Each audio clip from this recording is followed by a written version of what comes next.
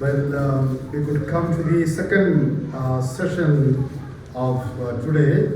ನಾವು ಇವತ್ತು ನಮ್ಮ ಎರಡನೆಯ ಒಂದು ಭಾಗಕ್ಕೆ ನಾವು ಬಂದಿದ್ದೇವೆ. Our main subject that we are considering today is practical Christian living or life. ನಾವು ಇವತ್ತು ಧ್ಯಾನ ಮಾಡುವಂತಹ ಅಂಶ ಏನು ಅಂದ್ರೆ ಕ್ರಿಸ್ತಿಯ ಅನುಭವ ಜೀವಿತದ ಬಗ್ಗೆ ನಾವು ಮಾತಾಡ್ತಾ ಇದ್ದೇವೆ. We will be considering this beautiful subject from the chapter 4 of First Thessalonians. ನಾವು ಮೊದಲನೇ ಥೆಸಲೋನಿಕದವರಿಗೆ ಬರೆದ ಪತ್ರಿಕೆ 4ನೇ ಅಧ್ಯಾಯದಿಂದ ಈ ವಿಷಯಗಳನ್ನು ನಾವು ಕಲಿತಾ ಬರ್ತಾ ಇದ್ದೇವೆ.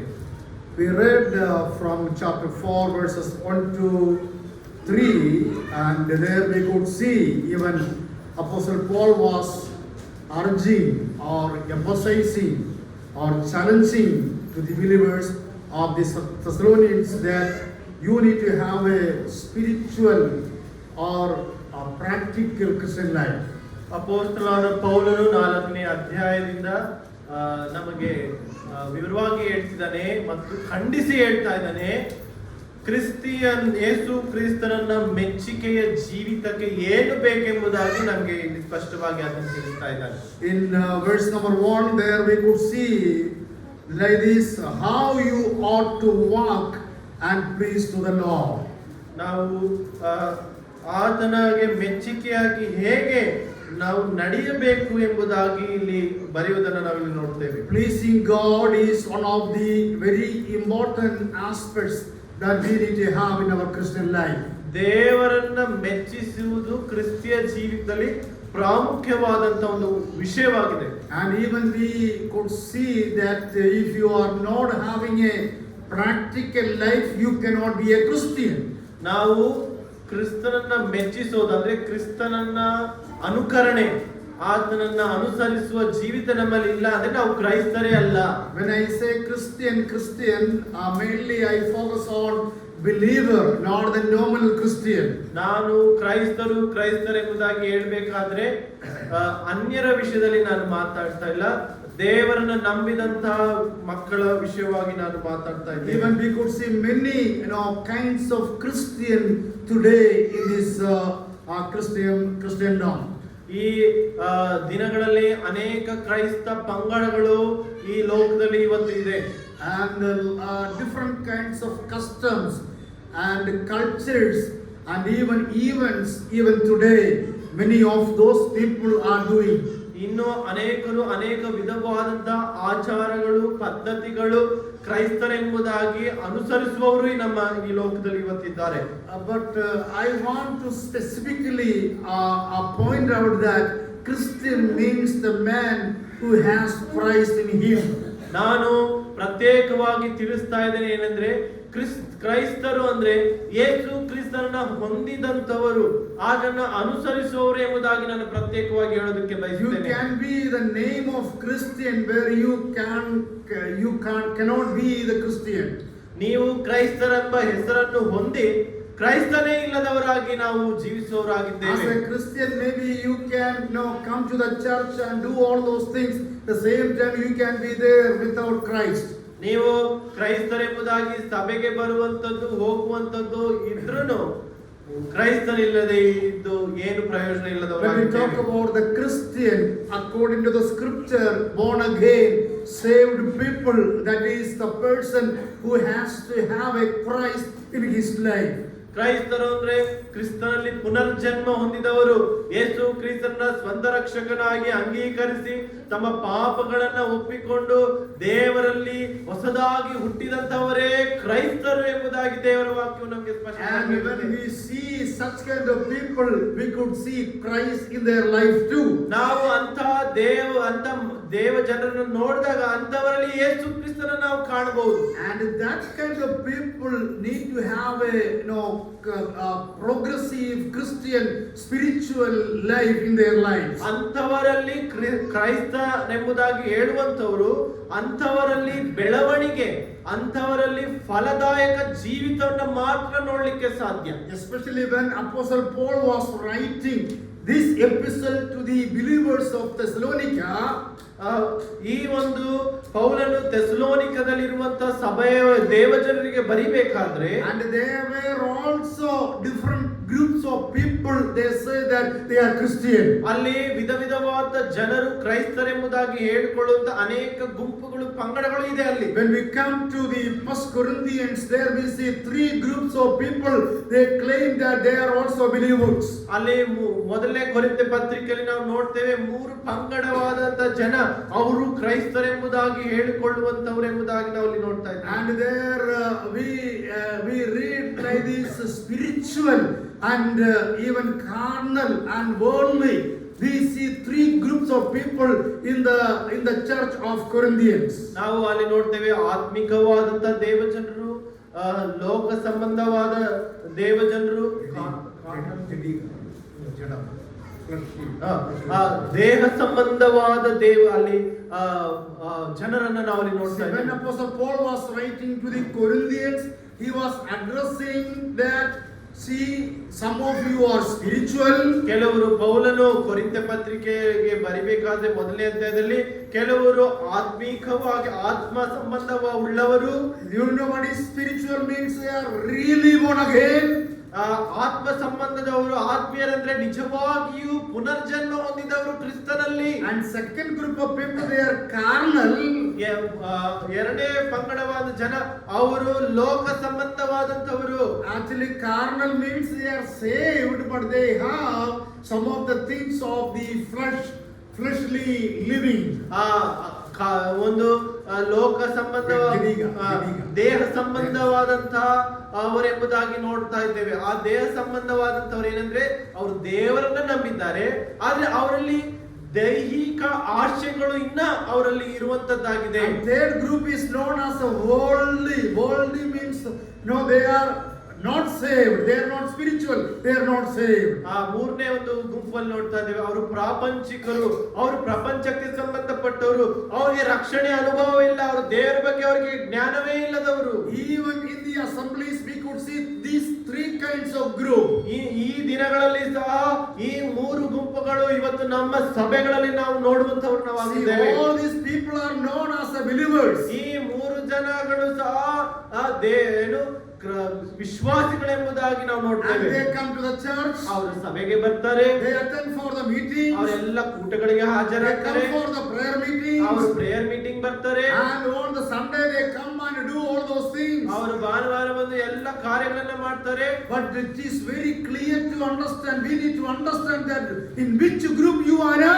ನಾವು ಚೆನ್ನಾಗಿ ಸ್ಪಷ್ಟವಾಗಿ ನಾವು ತಿಳ್ಕೋಬೇಕು, ಈ ಮೂರು ಪಂಗಡಗಳಲ್ಲಿ ನಾನು ನೀನು ಯಾವ ಪಂಗಡ, ಯಾವ ಆತ್ಮ ಸಂಬಂಧವಾಗಿದ್ದೇವೆ, ನಾವು ದೇಹ ಸಂಬಂಧವಾಗಿದ್ದೇವೆ, ಲೋಕ ಸಂಬಂಧವಾಗಿದ್ದೇವೆ. So here when Apostle Paul was writing, ಅಪೊಸ್ತಲನಾದ ಪೌಲನಲ್ಲಿ ಬರಿಬೇಕಾದ್ರೆ he was also seeing such kind of people here in Thessalonica.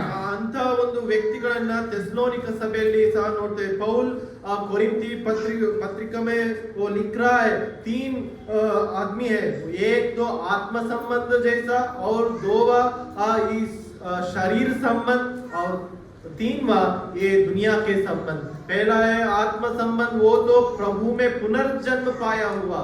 पहला है वो प्रभु यीशु मसीह को चाहा हुआ. दोवा चाहता है वो प्रभु को भी चाहता है, दुनिया को भी चाहता है. तीसरा चाहता है वो दुनिया वो प्रभु को नहीं मानता है. So here to the Thessalonians he was telling that you have to walk according to the word of God. ಇಲ್ಲಿ ನಾವು ನೋಡಬೇಕಾದ್ರೆ 4ನೇ ಅಧ್ಯಾಯ 3ನೇ ವಚನದಲ್ಲಿ ದೇವರ ಚಿತ್ತಾನುಸಾರವಾಗಿ ನಾವು ನಡೆಯುವವರಾಗಿರಬೇಕೆಂಬುದಾಗಿ. So you need to please the Lord. ನಾವು ದೇವರನ್ನ ಮೆಚ್ಚಿಸುವವರಾಗಿರಬೇಕು. That is the reason I asked the question, why God created you and I? ಅದಕ್ಕೆ ನಾನು ನಿಮಗೆ ಪ್ರಶ್ನೆ ಕೇಳಿದೆ, ಯಾಕೆ ದೇವರು ನನ್ನನ್ನ ನಿನ್ನನ್ನ ಸೃಷ್ಟಿ ಮಾಡಿದ್ದಾನೆ, ಈ ಲೋಕದಲ್ಲಿ ಹುಟ್ಟಿಸಿದ್ದಾನೆ. We are created by the Lord to please God. ನಾವು ದೇವರಿಂದ ಸೃಷ್ಟಿಸಲ್ಪಟ್ಟದ್ದು ಆತನಿಗೆ ಮೆಚ್ಚುಗೆಯಾಗಿ ಈ ಲೋಕದಲ್ಲಿ ಜೀವಿಸುವುದಕ್ಕಾಗಿ. We are saved so that we need to have a fellowship with God. ನಮಗೆ ದೇವರು ಯಾಕೆ ರಕ್ಷಣೆಯನ್ನು ಕೊಟ್ಟಿದ್ದಾನೆ ಅಂದ್ರೆ ನಾವು ಆತನ ಸಹವಾಸದಲ್ಲಿ ಅನ್ಯೋನ್ಯತೆಯಲ್ಲಿ ಇರಬೇಕೆಂಬುದಾಗಿ. It is not that we can live according to our own will. ನಾವು ನಮ್ಮ ಇಷ್ಟ ಬಂದ ಹಾಗೆ ಜೀವಿಸುವುದಕ್ಕೆ ನಾವು ಈ ಲೋಕದಲ್ಲಿ ಹುಟ್ಟು ಬಂದಿಲ್ಲ. We are created by ನಾವು God. ದೇವರಿಂದ ಸೃಷ್ಟಿಸಲ್ಪಟ್ಟು God has plan upon you and I. ದೇವರು ನಿನ್ನನ್ನ ಹುಟ್ಟಿಸೋದಕ್ಕಿಂತ ಮುಂಚೆ ಒಂದು ಪ್ಲಾನ್ ಉದ್ದೇಶ ಇಟ್ಕೊಂಡಿದ್ದಾನೆ. Even what we are today because of God. ನಾವು ಇವತ್ತು ಏನಿದ್ದೀವೋ ಅದು ಆತನ ಒಂದು ಚಿತ್ತವಾಗಿದೆ, ಆತನ ಉದ್ದೇಶವಾಗಿದೆ. See, this morning we wake up and we have the oxygen and we have everything. This is given by God. ನಾವು ಇವತ್ತು ಬೆಳಿಗ್ಗೆ ಎದ್ವಿ, ಈ ಸೃಷ್ಟಿಯ ಒಂದು ಗಾಳಿಯನ್ನ ನಾವು ಆಮ್ಲಜನಕವನ್ನ ಗಾಳಿಯನ್ನ ತೆಗೆದುಕೊಂಡ್ವಿ. ಇದು ದೇವರ ಒಂದು ಸೃಷ್ಟಿ, ಆತನ ಯೋಜನೆ ಇದಾಗಿದೆ. With the muscle I cannot leave this world. ನಾವು ನಮಗಿರುವಂತ ಶಕ್ತಿಯಲ್ಲಿ ನಾವು ಜೀವಿಸೋದಕ್ಕೆ ಸಾಧ್ಯವಿಲ್ಲ. With money or finance we cannot leave this world. ನಮಗಿರುವಂತ ಹಣ ಇದರಲ್ಲಿ ನಾವು ಜೀವಿಸೋದಕ್ಕೆ ಸಾಧ್ಯವಿಲ್ಲ. And with any other things of this world we cannot leave this world. ಈ ಲೋಕದಲ್ಲಿ ಇರುವಂತ ಯಾವುದರ ಮೇಲೆ ನಾವು ಆತ್ಕೊಂಡು ಜೀವಿಸೋದಕ್ಕೆ ಸಾಧ್ಯವಿಲ್ಲ. If God allows and if it is the will of God, then only we can leave this world. ದೇವರು ಅನುಮತಿಸಿದ್ರೆ, ದೇವರು ಅದಕ್ಕೆ ಪರ್ಮಿಷನ್ ಕೊಟ್ರೆ ಮಾತ್ರನೇ ನಾವು ಈ ಲೋಕದಲ್ಲಿ ಜೀವಿಸೋದಕ್ಕೆ We ಸಾಧ್ಯ. are here to please the Lord. ನಾವು ಇಲ್ಲಿರುವಂತ ಉದ್ದೇಶ ಒಂದೇ, ಆತನಿಗೆ ಮೆಚ್ಚುಗೆಯಾಗಿ We ಜೀವಿಸಬೇಕು. are here to live Christian, practical Christian life. ನಾವು ಇಲ್ಲಿರುವುದು ಯೇಸು ಕ್ರಿಸ್ತನನ್ನ ಹೊಂದಿ ಆತನನ್ನ ನಾವು ಅನುಸರಿಸುವಂತ ಜೀವಿತವನ್ನು ಜೀವಿಸುವುದಕ್ಕಾಗಿ ದೇವರು ನಮ್ಮ ಈ ಲೋಕದಲ್ಲಿ ಇಟ್ಟಿದ್ದಾನೆ. Especially as we know that many houses, many assemblies, even children, they are going away from the presence of God. ನಾವು ನೋಡ್ತಾ ಇದ್ದೇವೆ ಇತ್ತೀಚಿನ ದಿನಗಳಲ್ಲಿ ಅನೇಕ ಸಭೆಗಳು, ಅನೇಕ ಕುಟುಂಬಗಳ ಅನೇಕ ಮಕ್ಕಳು ದೇವರ ಸಹವಾಸದಿಂದ ದೂರ ಹೋಗ್ತಾ ಇದ್ದಾರೆ. Sunday school is there, ಅಲ್ಲಿ ಸಂಡೇ ಸ್ಕೂಲ್ ಇದೆ ಸಭೆಗಳಲ್ಲಿ, and some children's meetings are there. ಅನೇಕ ಯವನಸ್ಥರ ಕೂಟಗಳಿದೆ. But still, why the children are going away? ಯಾಕೆ ಅನೇಕ ಮಕ್ಕಳು ದೇವರಿಂದ ದೂರ ಹೋಗ್ತಾ ಇದ್ದಾರೆ? Even the Christian, even the believers, the children, they are going away from the presence of God. ದೇವರನ್ನ ನಂಬಿದಂತ ಮಕ್ಕಳೇ ದೇವರಿಂದ ದೂರ ಹೋಗ್ತಾ ಇದ್ದಾರೆ. Sundays they are not coming to the church for worship. ಭಾನುವಾರ ನಮ್ಮ ಮಕ್ಕಳೇ ಸಭೆಗೆ ಬರ್ತಾ ಇಲ್ಲ ಆರಾಧನೆಗಾಗಿ. And other meetings, our children are not coming to the worship ನಮ್ಮ meetings. ಸಭಾ ಕೂಟಗಳಿಗೆ ನಮ್ಮ ಮಕ್ಕಳೇ ನಾವೇ ಬರ್ತಾ ಇಲ್ಲ. What happened?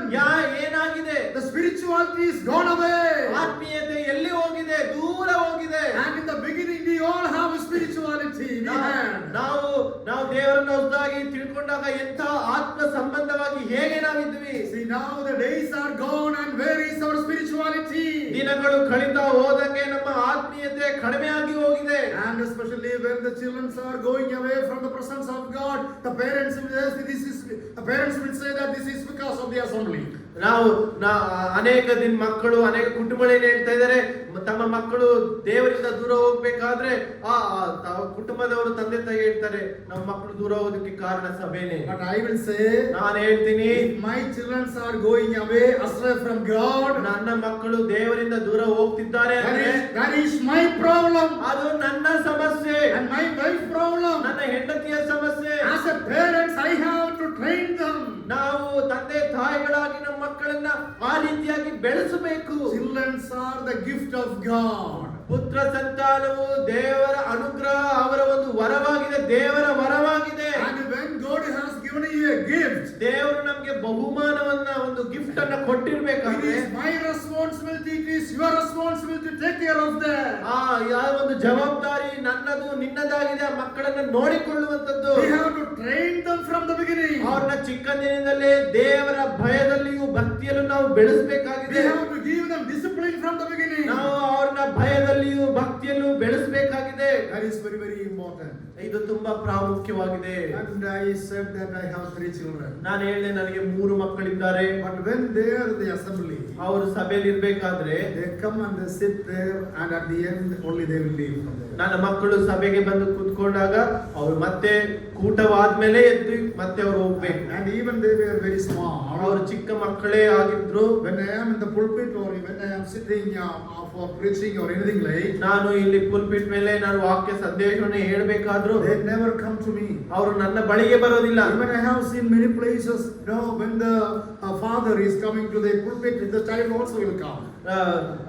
ಅನೇಕ ಕಡೆ ನೋಡಿದ್ದೇನೆ, ದೇವಜನರು ಪುಲ್ಪಿಟ್ ಅಲ್ಲಿ ವಾಕ್ಯ ಹೇಳ್ಬೇಕಾದ್ರೆ ಮಕ್ಕಳು ಸಹ ಬರ್ತಾರೆ ಅವ್ರ So ಜೊತೆ. from the beginning, Sunday morning, we will tell ladies. ನಾವು ಬೆಳಿಗ್ಗೆ ಮನೆಯಲ್ಲಿ ಅವರಿಗೆ ಈ ರೀತಿಯಾಗಿ ಮಕ್ಕಳಿಗೆ ನಾವು ಬೋಧನೆ ಮಾಡ್ತೀವಿ. Sunday morning when we go for the assembly, before that we will tell ladies. ನಾವು ಸಭೆಗೆ ಹೋಗೋದಕ್ಕಿಂತ ಮುಂಚೆ ಅವ್ರ ಮಕ್ಕಳಿಗೆ ಹೀಗೆ ನಾವು ಹೇಳ್ತೇವೆ. We will say that we are going for a assembly. ನಾವು ಇವತ್ತು ಬೆಳಿಗ್ಗೆ ದೇವರ ಸಭೆಗೆ ಹೋಗ್ತಾ ಇದ್ದೇವೆ. We are going to be there for 2 hours or 3 hours. ನಾವು ಅಲ್ಲಿ 2-3 ತಾಸು ಅಲ್ಲಿ ನಾವು ಸಮಯವನ್ನು ಕಳಿತೇವೆ.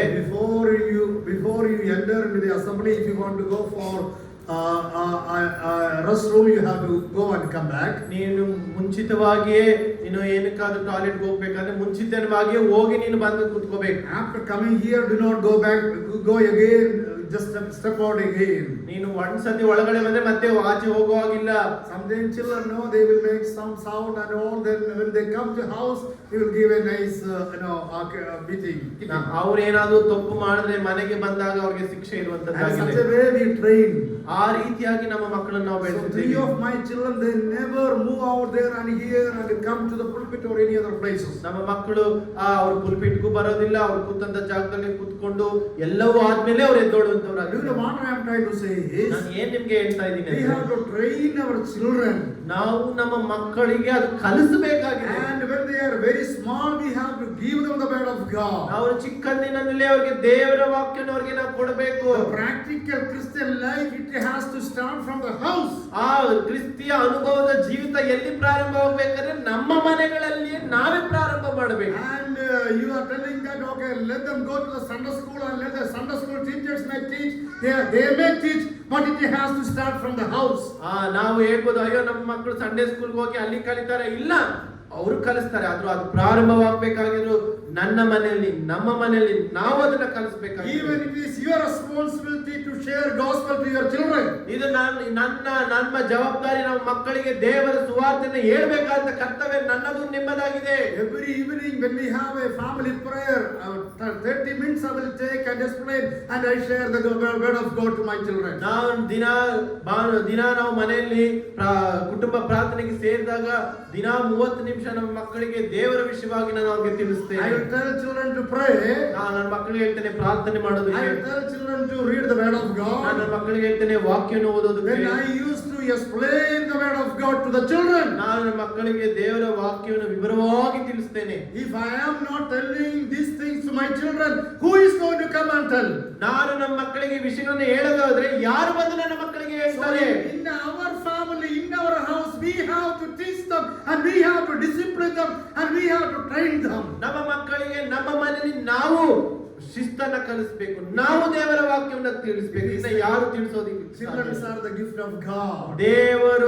ದೇವರು ಕೊಟ್ಟಂತ ಬಹುಮಾನ ನಮಗೆ ನಮ್ಮ ಮಕ್ಕಳಾಗಿದ್ದಾರೆ. When Apostle Paul was seeing the believers of the Thessalonica, ಅಪೊಸ್ತಲನಾದ ಪೌಲನು ಥೆಸಲೋನಿಕದಲ್ಲಿರುವಂತಹ ಆ ವಿಶ್ವಾಸಿಗಳನ್ನ ದೇವಜನರನ್ನು some ನೋಡಬೇಕಾದ್ರೆ of them are spiritual, ಕೆಲವರು some of them are ಆತ್ಮೀಯವಾಗಿದ್ದಾರೆ, carnal, ಕೆಲವರು some of ಲೌಕಿಕವಾಗಿದ್ದಾರೆ, them are unbelievers. ಕೆಲವರು ದೇವರನ್ನು ನಂಬದೆ ಅಂತ Even some people, they don't believe the coming of Christ. Some people, they don't believe the coming of Christ. ಕೆಲವರು ದೇವರ ಆತನ ಮತ್ತೆ ತಿರುಗಿ ಬರುವುದನ್ನೇ ನಂಬದೆ ಅಂತವರಿದ್ದಾರೆ. And different kinds of understanding were there when we study about the believers of the people. ಅವರ ಮಧ್ಯದಲ್ಲಿ ವಿಧವಾದಂತಹ ಒಂದು ಕಲಹ ಇದೆ. So what Apostle Paul was telling, ಅಪೊಸ್ತಲನಾದ ಪೌಲನು ಇಲ್ಲಿ ಏನು ಹೇಳ್ತಿದ್ದಾನೆ? you have to walk. It means you ought to walk and preach God. ನಾನು ಹೇಳ್ತೇವೆ, ದೇವರಿಗೆ ಮೆಚ್ಚಿಸುವುದಕ್ಕೆ ಕಲಿತುಕೊಂಡು ಅದರಿಂದ ನಡೆಯಬೇಕೆಂಬುದಾಗಿ ಹೇಳ್ತಿದ್ದಾರೆ. How we can have a Christian practical life? ಹೇಗೆ ನಾವು ಕ್ರಿಸ್ತಿಯ ಅನುಭವ ಜೀವಿತವನ್ನು ಹೊಂದಬೇಕು? Number 1, in verse number 3 there we read, ನಾವು ಮೊದಲನೇದಾಗಿ ನೋಡಿದ್ವಿ, 3ನೇ ವಚನದಲ್ಲಿ ನಾವು ಓದಿದ್ವಿ, for it is the will of God to be a pure. ದೇವರ ಚಿತ್ತವೇನೆಂದರೆ ನೀವು ಶುದ್ಧರಾಗಿರಬೇಕೆಂಬುದೇ. We need to have a holy life in our life. ನಮ್ಮ ಜೀವಿತದಲ್ಲಿ ಶುದ್ಧ ಜೀವಿತ. We cannot be perfect. ನಾವು ಏನು ಪರ್ಫೆಕ್ಟ್, ನಾವು correct ಆಗಿರೋದಕ್ಕೆ ಸಂಪೂರ್ಣರಾಗುವುದಕ್ಕೆ we cannot be a perfect. ನಾವು ಸಂಪೂರ್ಣರಾಗಿ ಇರೋದಕ್ಕೆ ಸಾಧ್ಯ ಇಲ್ಲ. But we can come, we can not train ourselves, discipline ourselves and come to the head. ನಾವು ನಮ್ಮನ್ನ ನಾವು ಪರಿಣಿತಿಗೊಳಿಸಿ ನಮ್ಮನ್ನ ನಾವು ದಿನೇ ದಿನೇ ದಿನೇ ಶುದ್ಧ ಮಾಡ್ಕೊಂಡು ನಾವು ಒಂದು ಸ್ಥಾನಕ್ಕೆ ಬರೋದಕ್ಕೆ ಸಾಧ್ಯ. Here the pure life is very, very important. ಇಲ್ಲಿ ಶುದ್ಧವಾದ ಜೀವಿತ ತುಂಬಾ ಪ್ರಾಮುಖ್ಯವಾದದ್ದು. How can I live pure? ನಾನು ಹೇಗೆ ಶುದ್ಧ ಜೀವಿತವನ್ನು And ಜೀವಿಸಬಹುದು? number one, don't let your body control you. ಮೊದಲನೇದಾಗಿ ನೋಡ್ತೇವೆ, ನಮ್ಮ ದೇಹವನ್ನ ನಮ್ಮ ದೇಹವು ನಮ್ಮನ್ನು ನಿಯಂತ್ರಿಸಬಾರದು. Which means ಹಾಗಂದ್ರೆ if our body controls, ನಮ್ಮ ದೇಹವು ನಮ್ಮನ್ನು ನಿಯಂತ್ರಿಸುವುದಾದ್ರೆ there is a possibility of being in sin. ನಮ್ಮ ದೇಹವು ನಮ್ಮನ್ನು ನಿಯಂತ್ರಿಸಿದ್ರೆ ನಾವು ಪಾಪಕ್ಕೆ ಬೀಳುವುದಕ್ಕೆ ತುಂಬಾ ಅವಕಾಶಗಳಿದೆ. As a believer we have the Holy Spirit. ನಾವು ದೇವರನ್ನ ನಂಬಿದಂತ ನಮಗೆ ಪರಿಶುದ್ಧಾತ್ಮನು ನಮ್ಮಲ್ಲಿ ಇದ್ದಾನೆ. As we know that as a man, the personality, we have body, soul and spirit. ನಾವು ಮನುಷ್ಯರಾಗಿರ್ಬೇಕಾದ್ರೆ ಆತ್ಮ, ಪ್ರಾಣ, ಶರೀರವು ನಮಗಿದೆ. We are separate beings. We are not like animals. They do not have spirit, but we are so precious. We have body, soul and spirit. ನಾವು ಪ್ರಾಣಿಗಳಿಗೆ ಆತ್ಮ ಇಲ್ಲ, ಆದ್ರೆ ನಮಗೆ ದೇವರು ಆತ್ಮ, ಪ್ರಾಣ, ಶರೀರವನ್ನು ಕೊಟ್ಟಿದ್ದಾನೆ. When God created the Adam, the first man, he has given his spirit into the nostrils of the Adam. ದೇವರು ಆದಾಮನನ್ನು ಸೃಷ್ಟಿ ಮಾಡಿದಾಗ ತನ್ನ ಮೂಗಿನಲ್ಲಿ ಜೀವ ಶ್ವಾಸವನ್ನು ಊದಿದನು ಎಂಬುದಾಗಿ ನಾವು ನೋಡ್ತೇವೆ. And there we see even the spirit and soul came into being the body of Adam. ಆಗ ಜೀವವು ಆತ್ಮವು ಆದಾಮನಲ್ಲಿ ಸೇರಿತೆಂಬುದಾಗಿ ನಾವು ನೋಡ್ತೇವೆ. Whereas the animals, God said, let there be animals, all the animals came to be. ದೇವರೇ ಹೇಳ್ದ ಪ್ರಾಣಿಗಳಾಗಲಿ ಎಂದಾಗ ಎಲ್ಲ ಪ್ರಾಣಿಗಳು ಆಯ್ತು. So we are now so uniquely made, created. ದೇವರು ನಮ್ಮನ್ನ ವಿಭಿನ್ನವಾಗಿ, ವಿಚಿತ್ರವಾಗಿ, ಪ್ರತ್ಯೇಕವಾಗಿ ದೇವರು ನಮ್ಮನ್ನು ಸೃಷ್ಟಿಸಿದ್ದಾನೆ. We are unique, we have a spirit in us. ನಾವು ಪ್ರತ್ಯೇಕವಾದಂತವರು, ನಮ್ಮಲ್ಲಿ ದೇವರ ಆತ್ಮವಿದೆ. And the spirit always will have a launching or thinking about God. ದೇವರ ಆತ್ಮವು ದೇವರ ವಿಷಯವಾಗಿ ಅದು ಯಾವಾಗಲೂ ಯೋಚನೆ ಮಾಡುವಂತದ್ದಾಗಿದೆ. That is the reason even if you are a Hindu or Muslim or Christian, anybody, we all wants to please God, to pray God. ನಾವು ಯಾವುದೇ ಧರ್ಮ ಜಾತಿ ಆಗಿದ್ರು ನಮ್ಮ ಆತ್ಮವು ಏನ್ ಹೇಳುತ್ತೆ, ಯಾವುದೋ ರೀತಿಯಲ್ಲಿ ದೇವರನ್ನ ಮೆಚ್ಚುವುದಕ್ಕೆ ಪ್ರಯತ್ನ ಮಾಡುತ್ತೆ. Because all the people of this world, we all have the spirit in us. ಈ ಲೋಕದಲ್ಲಿರುವ ಎಲ್ಲ ಮನುಷ್ಯರಲ್ಲಿ ಒಂದು ಆತ್ಮ ಅನ್ನೋದು ಇದೆ. And the spirit wants to have a relationship with God. ಆ ಆತ್ಮಕ್ಕೆ ದೇವರೊಟ್ಟಿಗೆ ಸಂಪರ್ಕಗೊಳ್ಳಬೇಕು ಅಂತ ತವಕ ಇರುವಂತದ್ದಾಗಿದೆ. And we never see that a dog is going to the temple and praying. ನಾವೆಲ್ಲೂ ನೋಡಿಲ್ಲ ನಾಯಿ ಹೋಗಿ ದೇವಸ್ಥಾನಕ್ಕೆ ಹೋಗ್ಲಿ, ಪ್ರಾರ್ಥನಾ ಮಂದಿರಕ್ಕಾಗ್ಲಿ ಪ್ರಾರ್ಥನೆ ಮಾಡೋದು. And because they do not have that sense, which means the spirit, but we have that one. ಅದಕ್ಕೆ ಆ ಒಂದು ಆತ್ಮವಿಲ್ಲ, ಆ ಒಂದು ಜ್ಞಾನವಿಲ್ಲ. ಆದ್ರೆ ನಮಗೆ ದೇವರು ಆತ್ಮನ ಕೊಟ್ಟಿದ್ದಾನೆ. ಅದಕ್ಕೆ ಈ ಆತ್ಮವು ದೇವರ ಕಡೆಗೆ ಅದು ಸೆಳೆತಗೊಂಡು ಆಕರ್ಷಿಸಲ್ಪಡುವಂತದ್ದಾಗಿದೆ. When we hear the word of God, ನಾವು ದೇವರ ವಾಕ್ಯವನ್ನು ಕೇಳಿದಾಗ Spirit of God, the Holy Spirit of God and the word of God will work. It will work in our hearts, in our spirit. ಆ ದೇವರ ಆತ್ಮನು, ದೇವರ ವಾಕ್ಯವು ನಮ್ಮ ಹೃದಯಗಳಲ್ಲಿ ಅದು ಕಾರ್ಯ ಮಾಡುವಂತದ್ದಾಗಿದೆ. And through that we can be saved. ಆ ವಾಕ್ಯವು ಕೇಳೋದ್ರಿಂದ ಕಾರ್ಯ ಮಾಡೋದ್ರಿಂದ ನಾವು ರಕ್ಷಣೆಗೆ ಬರುವಂತವರಾಗಿದ್ದೇವೆ. How we can be saved? Through the word of God and through the Holy Spirit of God. ನಾವು ಈಗ ರಕ್ಷಣೆ ಹೊಂದೋದು ದೇವರ ವಾಕ್ಯದಿಂದ, ದೇವರ ಆತ್ಮನ ಮುಖಾಂತರ. And when we hear the word of God, ನಾವು ದೇವರ ವಾಕ್ಯವನ್ನು ಕೇಳಿದಾಗ the Holy Spirit of God will speak through the word of God to our hearts. ನಾವು ದೇವರ ವಾಕ್ಯವನ್ನು ಕೇಳಿದಾಗ ದೇವರ ಆತ್ಮನು ಆ ವಾಕ್ಯದ ಮುಖಾಂತರ ನಮ್ಮ ಹೃದಯಗಳೊಟ್ಟಿಗೆ ಮಾತಾಡ್ತಾನೆ. And the spirit which we have, that will launch or that will come and will to hear the word of God through the Holy Spirit. ನಮ್ಮಲ್ಲಿರುವಂತ ಆತ್ಮವು ಆ ದೇವರ ಆತ್ಮನ ಮುಖಾಂತರ ಕೊಡುವಂತ ವಾಕ್ಯಗಳಿಗೆ ಅದು ಪ್ರತಿಕ್ರಿಯಿಸಿ ಅದು ಏನ್ ಮಾಡುತ್ತೆ, ದೇವರ ವಾಕ್ಯಕ್ಕೆ ವಿಧೇಯತೆಯನ್ನು ತೋರುತ್ತದೆ. And such a way we can accept our Lord Lord Jesus Christ in our personal Savior and the Lord. ಈ ರೀತಿಯಾಗಿ ನಮ್ಮಲ್ಲಿರುವಂತಹ ಈ ಪ್ರಾಣಾತ್ಮ ಶರೀರಗಳು ದೇವರಿಗಾಗಿ ಅದು ಕೆಲಸ According to ಮಾಡುವಂತದ್ದಾಗಿದೆ. Romans chapter 10 and verse number 9, ರೋಮ ಪತ್ರಿಕೆ 10ನೇ ಅಧ್ಯಾಯ 9ನೇ ವಚನದಲ್ಲಿ ನಾವು ಹೀಗೆ ಓದ್ತೇವೆ, if you confess Jesus as the Lord, ನೀವು ಕರ್ತನನ್ನು, ನೀವು ಯೇಸು ಕ್ರಿಸ್ತನನ್ನು ಕರ್ತನೆಂದು ಅರಿಕೆ ಮಾಡಿದರೆ, and if you believe in your heart that Jesus Christ has risen from the dead, then you will be saved. ನೀವು ಯೇಸು ಕ್ರಿಸ್ತನು ಸತ್ತರೊಳಗಿಂದ ಎದ್ದು ಬಂದಿದ್ದಾನೆ ಎಂಬುದಾಗಿ ನೀವು ನಂಬಿರುವುದಾದರೆ ನೀವು ರಕ್ಷಣೆಯನ್ನು ಹೊಂದಿದವರಾಗಿದ್ದೀರಿ. Through our mouth we have to confess that Jesus Christ is the Lord. ನಮ್ಮ ಬಾಯಿಂದ ನಾವು ಯೇಸು ಕ್ರಿಸ್ತನನ್ನ ದೇವರು ಒಡೆಯನು ಕರ್ತನೆಂಬುದಾಗಿ ನಾವು ಅರಿಕೆ ಮಾಡುವುದಾದರೆ, From our heart we have to believe that Jesus rise from the dead and he is a savior, and we have to believe that one. ನಮ್ಮ ಹೃದಯದಿಂದ ಆತನೇ ರಕ್ಷಕನು ಒಡೆಯನು, ನಮ್ಮ ಜೀವದ ಒಡೆಯನೆಂಬುದಾಗಿ ಆತನ ಮೇಲೆ ನಂಬಿಕೆ ಇಡುವುದಾದರೆ ನಮಗೆ ರಕ್ಷಣೆ ಆಗುವಂತದ್ದಾಗಿದೆ. Mouth is important, heart also very important. ಬಾಯಿಯು ಪ್ರಾಮುಖ್ಯ, ಹೃದಯವು ಪ್ರಾಮುಖ್ಯ. Through our mouth we have to confess that Jesus is the Lord. ನಮ್ಮ ಬಾಯಿಂದ ದೇವರೇ ಕರ್ತನು ಒಡೆಯನೆಂದು ನಾವು ಅರಿಕೆ ಮಾಡಬೇಕು, ನಮ್ಮ ಪಾಪಗಳನ್ನು ಒಪ್ಪಿಕೊಳ್ಳಬೇಕು. And through our heart we have to believe that Jesus came and he is the savior. ನಮ್ಮ ಹೃದಯದಿಂದ ನಾವು ಯೇಸು ಕ್ರಿಸ್ತನನ್ನ ರಕ್ಷಕನು, ಆತನೇ ನಮ್ಮ ಪಾಪಗಳಿಗಾಗಿ ಬಂದಂತವನೆಂಬುದಾಗಿ ನಂಬುವುದರ ಮುಖಾಂತರ ನಮಗೆ ರಕ್ಷಣೆ Such ಆಗುವಂತದ್ದಾಗಿದೆ. a way we can be the saved people. ಈ ರೀತಿಯಾಗಿ ನಾವು ರಕ್ಷಣೆ ಹೊಂದಬಹುದು, So when ಈ we- ರೀತಿಯಾಗಿ ರಕ್ಷಣೆ So ಉಂಟಾಗುತ್ತದೆ. when we become the children of God, ನಾವು ಯಾವಾಗ ದೇವರ ಮಕ್ಕಳಾಗ್ತೇವೋ, the Holy Spirit of God is with us. ದೇವರ ಆತ್ಮನು ನಮ್ಮೊಟ್ಟಿಗೆ And ಇದ್ದಾನೆ. he, the Spirit of God, has to control you and I. ಆಗ ದೇವರ ಆತ್ಮನು ನನ್ನನ್ನ ನಿನ್ನನ್ನ That ನಿಯಂತ್ರಿಸುವಂತವನಾಗಿದ್ದಾನೆ. is the reason I said, pure life, number one, don't let your body control you.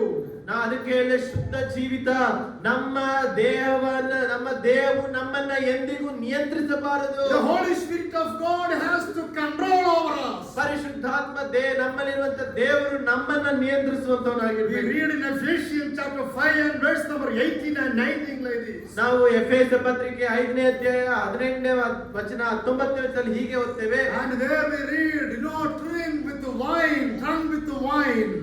ನಾವು ಹೇಗೆ ಕುಡಿದು ಅಮಲಿರ್ತೇವೋ ಅದನ್ನ ನಾವು ದೇವರ ಆತ್ಮ ಭರಿತರಾಗಿರ್ಬೇಕೆಂಬುದಾಗಿ. Yes, there we read, filling the Holy Spirit. Now- we fill in the Holy Spirit. ನಾವು ದೇವರ ಆತ್ಮ ಭರಿತರಾಗಿ ಜೀವಿಸುವುದನ್ನ ಅಲ್ಲಿ ನಾವು What ನೋಡ್ತೇವೆ. is the meaning of filling of the Holy Spirit? ದೇವರ ಆತ್ಮ ಭರಿತ ಜೀವಿತ ಅಂದ್ರೆ ಏನು? Filling of the Holy Spirit means controlling by the Holy Spirit. ದೇವರ ಆತ್ಮ ಭರಿತ ಜೀವಿತ ಅಂದ್ರೆ ಆ ದೇವರ ಒಂದು ಆತ್ಮನು ನಮ್ಮನ್ನ ನಿಯಂತ್ರಿಸುವಂತ ಜೀವಿತ. And there we read, do not drink with the wine. If you drink with the wine we will control you.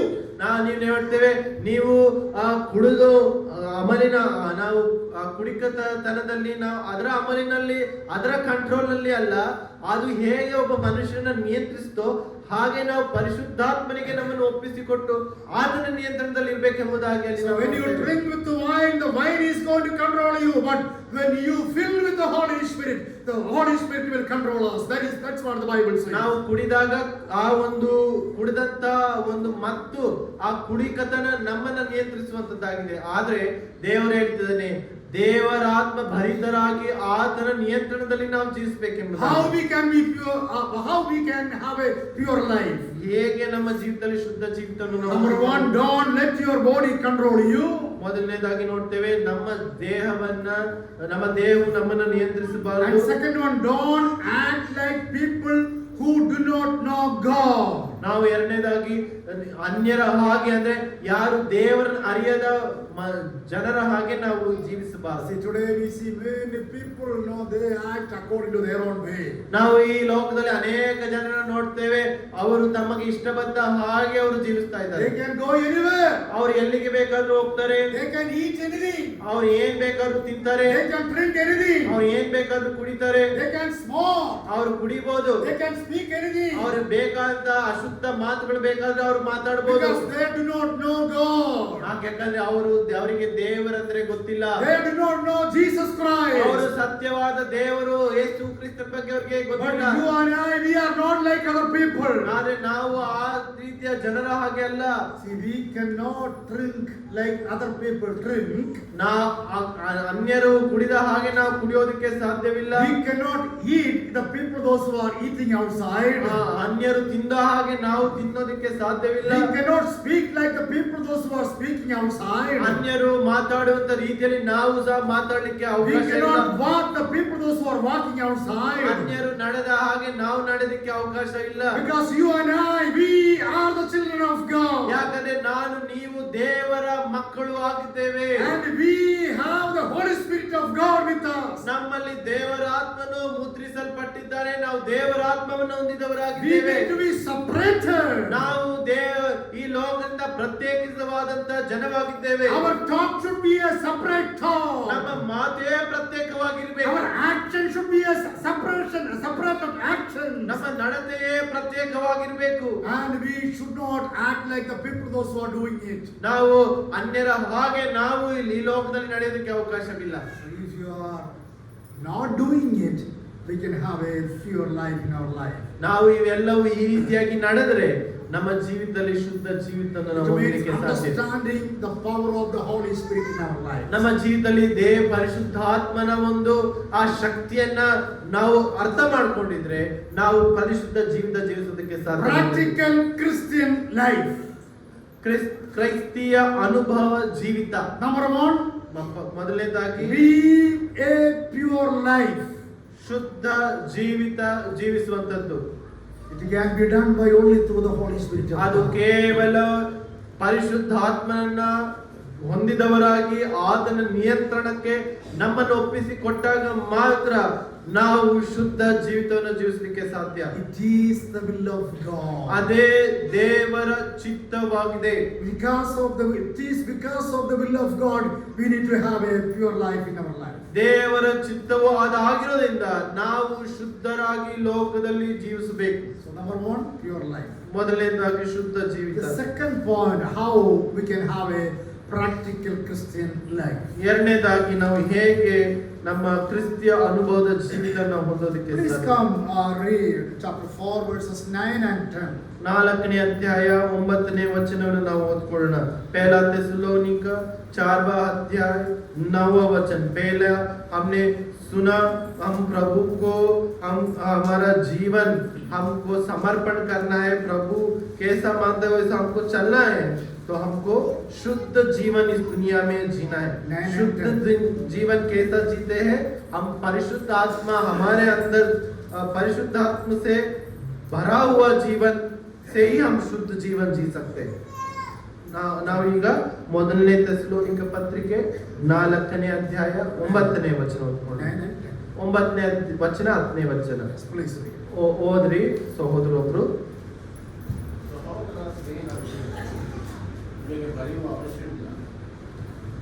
ಒಬ್ಬರೊಬ್ಬರ ವೀಕ್ಷಿಸಬೇಕೆಂಬ ಉದ್ದೇಶವು ನೀವೇ ದೇವರಿಂದ ಹೊಂದಿದವರಾಗಿದ್ದು ಸಮಸ್ತ ಜಗತ್ತಿನಲ್ಲಿರುವ ಸಹೋದರರೆಲ್ಲ ಪ್ರೀತಿಸುವವರಾಗಿ ಆದರೂ ಸಹೋದರರೇ, ನೀವು ಪ್ರೀತಿಯನ್ನು ಹೆಚ್ಚಿನ ಬರಬೇಕೆಂಬುದು ನಿಮ್ಮ ಪ್ರಬೋಧಿಸುತ್ತದೆ. ಇದಲ್ಲದೆ ನಾನು ನಿಮಗೆ ಆಗಿರುವ ಪ್ರಕಾರ ನೀವು ಮಹತ್ವದ ಕಾರ್ಯಗಳಿಗೆ ಹಾಕದೆ ಸ್ವಂತ ಕಾರ್ಯದಲ್ಲಿ ನಡೆಸಿಕೊಂಡು ಕೈಯಾರೆ ಕೆಲಸ ಮಾಡುವುದು ಮಾನವೀಯ. Okay, see, when we read these two Bible references, ನಾವು ಈ ಎರಡು ವಚನಗಳನ್ನು ನಾವು ಓದಿದಾಗ it's very clearly it says that the second thing that we need to have we need to have a love in our life.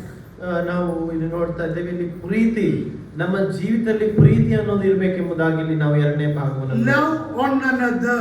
ಒಬ್ಬರನ್ನೊಬ್ಬರು ಪ್ರೀತಿಸಿರಿ. See, verse number 9 says, now about your love for one another, we do not need to write to you, for you yourself have been taught by God to love one another. ಅಲ್ಲಿ ನೋಡ್ತೇವೆ, ನಿಮಗೆ ಪ್ರೀತಿ ಮಾಡಬೇಕು, ಒಬ್ಬರನ್ನೊಬ್ಬರು ಪ್ರೀತಿ ಮಾಡಬೇಕೆಂಬುದು ಬರೆಯೋದು ಅವಶ್ಯವಿಲ್ಲ.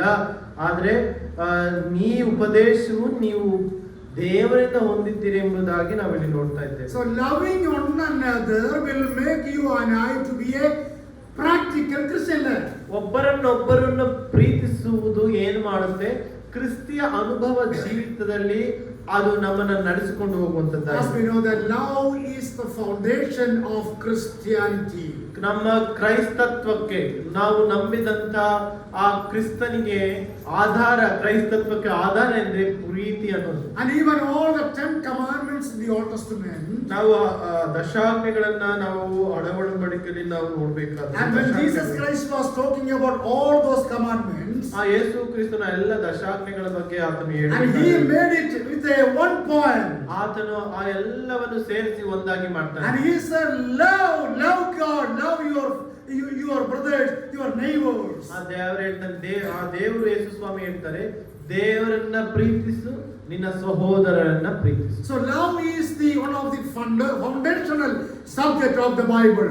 ಪ್ರೀತಿಯೇ ನಮ್ಮ ದೇವ ವಾಕ್ಯದ ಮುಖ್ಯ ತಾತ್ಪರ್ಯ, ಅದು ಅದರ ಅಡಿಪಾಯವಾಗಿದೆ. And here also Apostle Paul was telling that love one another so that you can live a Christian life. ಇಲ್ಲಿ ಹೇಳ್ತಾನೆ, ನೀವು ಒಬ್ಬರನ್ನೊಬ್ಬರು ಪ್ರೀತಿಸಿರಿ, ಇದೇ ಕ್ರಿಸ್ತಿಯ ಜೀವಿತದ ಮುಖ್ಯವಾದ ತಾತ್ಪರ್ಯ, ಉದ್ದೇಶವಾಗಿದೆ. As we know that one of the very important Bible reference, chapter 3:16 of John, it says, God so loved the world that he gave his only begotten Son, whosoever believes in him should not perish but have everlasting life. ನಾವು ನಮ್ಗೆಲ್ಲರಿಗೂ ಗೊತ್ತಂತ ವಾಕ್ಯ ಭಾಗ ಯೋಹಾನ್ ಬರೆಸುವಂತೆ 3ನೇ ಅಧ್ಯಾಯ 14ನೇ ವಚನದಲ್ಲಿ ಏನ್ ನೋಡ್ತೇವೆ? ದೇವರು ಲೋಕದ ಮೇಲೆ ಎಷ್ಟೋ ಪ್ರೀತಿಯನ್ನಿಟ್ಟು ತನ್ನ ಒಬ್ಬನೇ ಮಗನಾದ ಯೇಸು ಕ್ರಿಸ್ತನನ್ನು ಕೊಟ್ಟನು, ಆತನು ನಂಬುವವರು ಒಬ್ಬರು ನಾಶವಾಗದು, ಎಲ್ಲರೂ ನಿತ್ಯ ಜೀವನ ಪಡೆಯಬೇಕೆಂದು ಆತನು God so loved the world. ಆತನು ಈ ಲೋಕವನ್ನು ಹೆಚ್ಚಾಗಿ ಪ್ರೀತಿ ಮಾಡಿದ. And we read in 1 John chapter 3 verse number 1 like this. ನಾವು ಮೊದಲನೇ ಯೋಹಾನ ಪತ್ರಿಕೆ 3ನೇ ಅಧ್ಯಾಯದಲ್ಲಿ ಹೀಗೆ ಓದ್ತೇವೆ, Behold what manner of love the Father has bestowed upon us, that we should be called the sons of God. ನೋಡಿ, ದೇವರು ನಮ್ಮ ಮೇಲೆ ಎಂಥ ಪ್ರೀತಿಯನ್ನು ಇಟ್ಟಿದ್ದಾನೆ, ನಮ್ಮನ್ನೆಂಬುದಾಗಿ, ನಮ್ಮ ದೇವರ ಮಕ್ಕಳೆಂಬುದಾಗಿ ಕರೆದಕ್ಕೆ. See our God, He shown, we see in Him the love.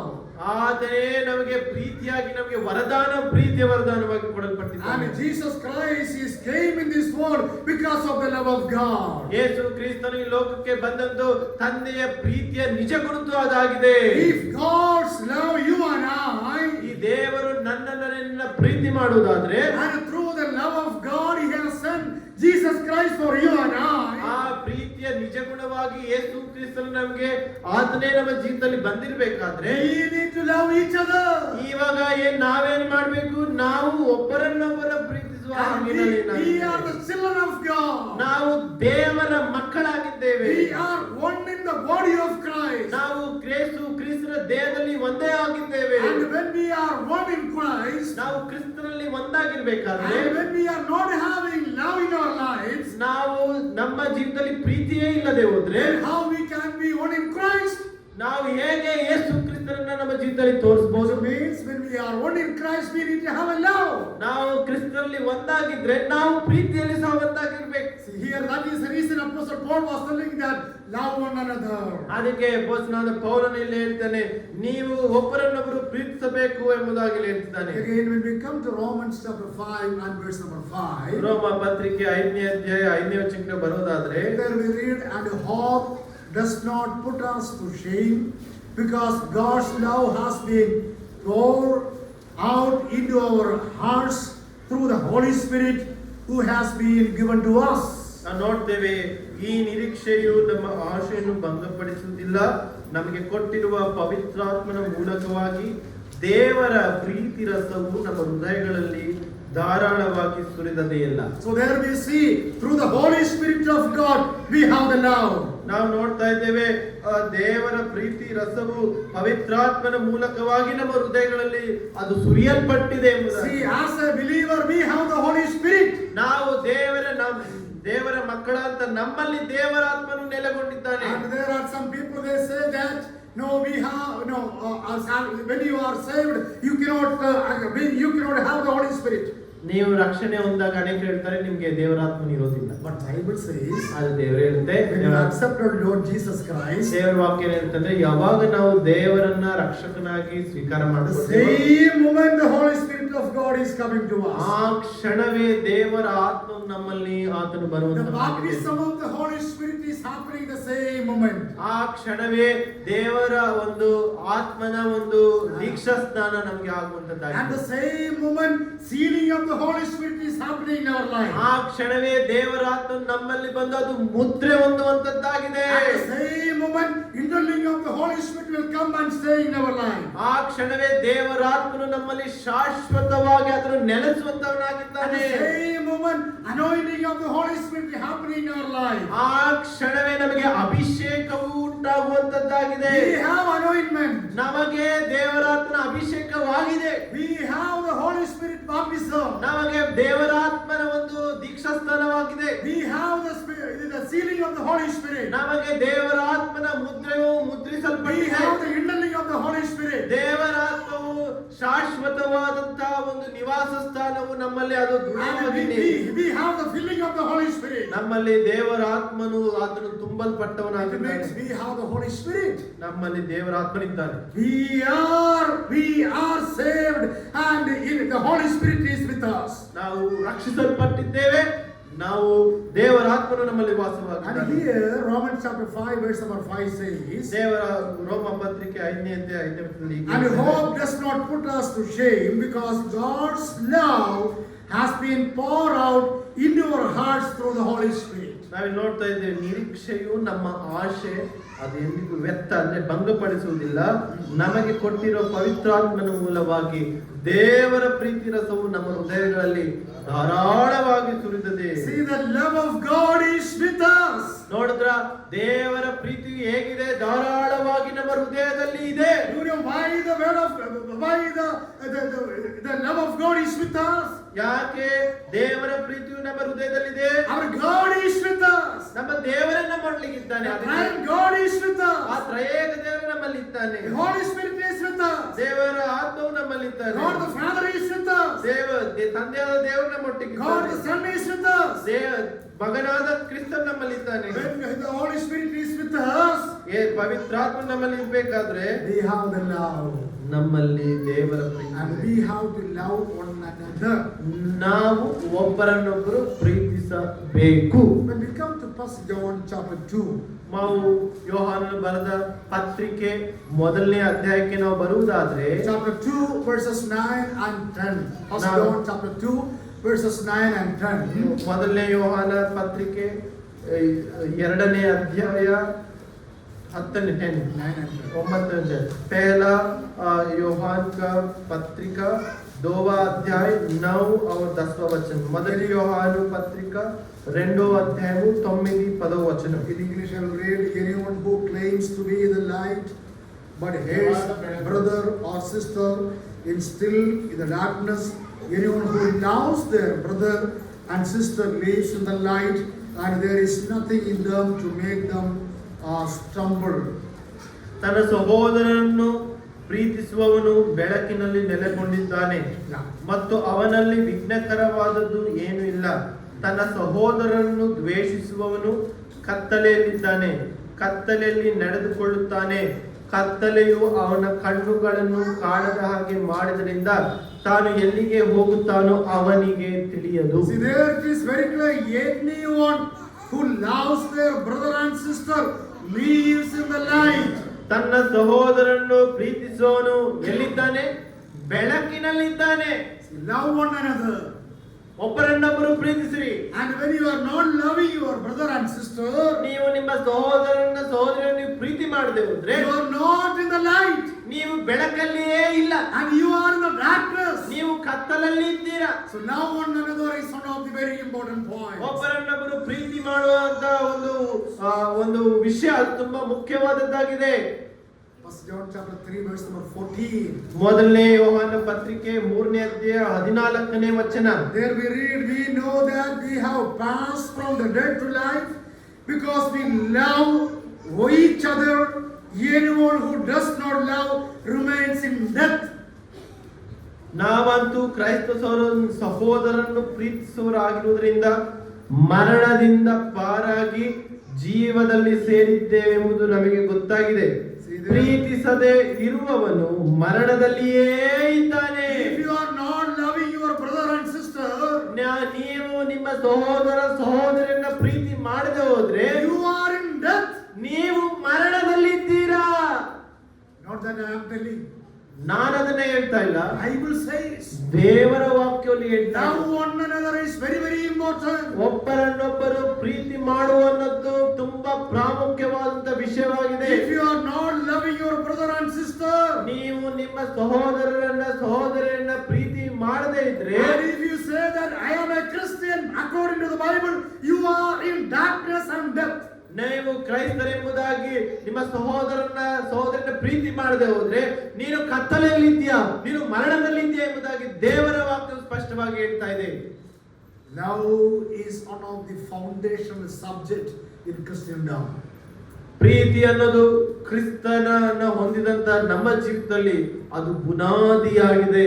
The word here, the Greek agape love, the love of God and sacrificial love, that is the word is used there. ನಾವು ಇಬ್ರಿಯ ಭಾಷೆಯಲ್ಲಿ ಈ ಪ್ರೀತಿಗೆ ಅಗಾಪೆ ಪ್ರೀತಿ ಅಂದ್ರೆ ತ್ಯಾಗ ಪೂರ್ವಕವಾದಂತ ಪ್ರೀತಿ, ಅದು ತನ್ನನ್ನು ತಾನು ತ್ಯಾಗ ಮಾಡಿಕೊಂಡು ಪ್ರೀತಿ ಮಾಡುವಂತ ಪ್ರೀತಿ, ಇದು ಆ ಪ್ರೀತಿ ಆಗಿದೆ. See, the love of God is agape love. ನೋಡ್ರಿ, ಈ ಪ್ರೀತಿಯು ತ್ಯಾಗ ಪೂರ್ವಕವಾದ ಪ್ರೀತಿಯ ಅಗಾಪೆ ಪ್ರೀತಿ ಆಗಿದೆ. And because of his love, he, God, sent his own son into this world.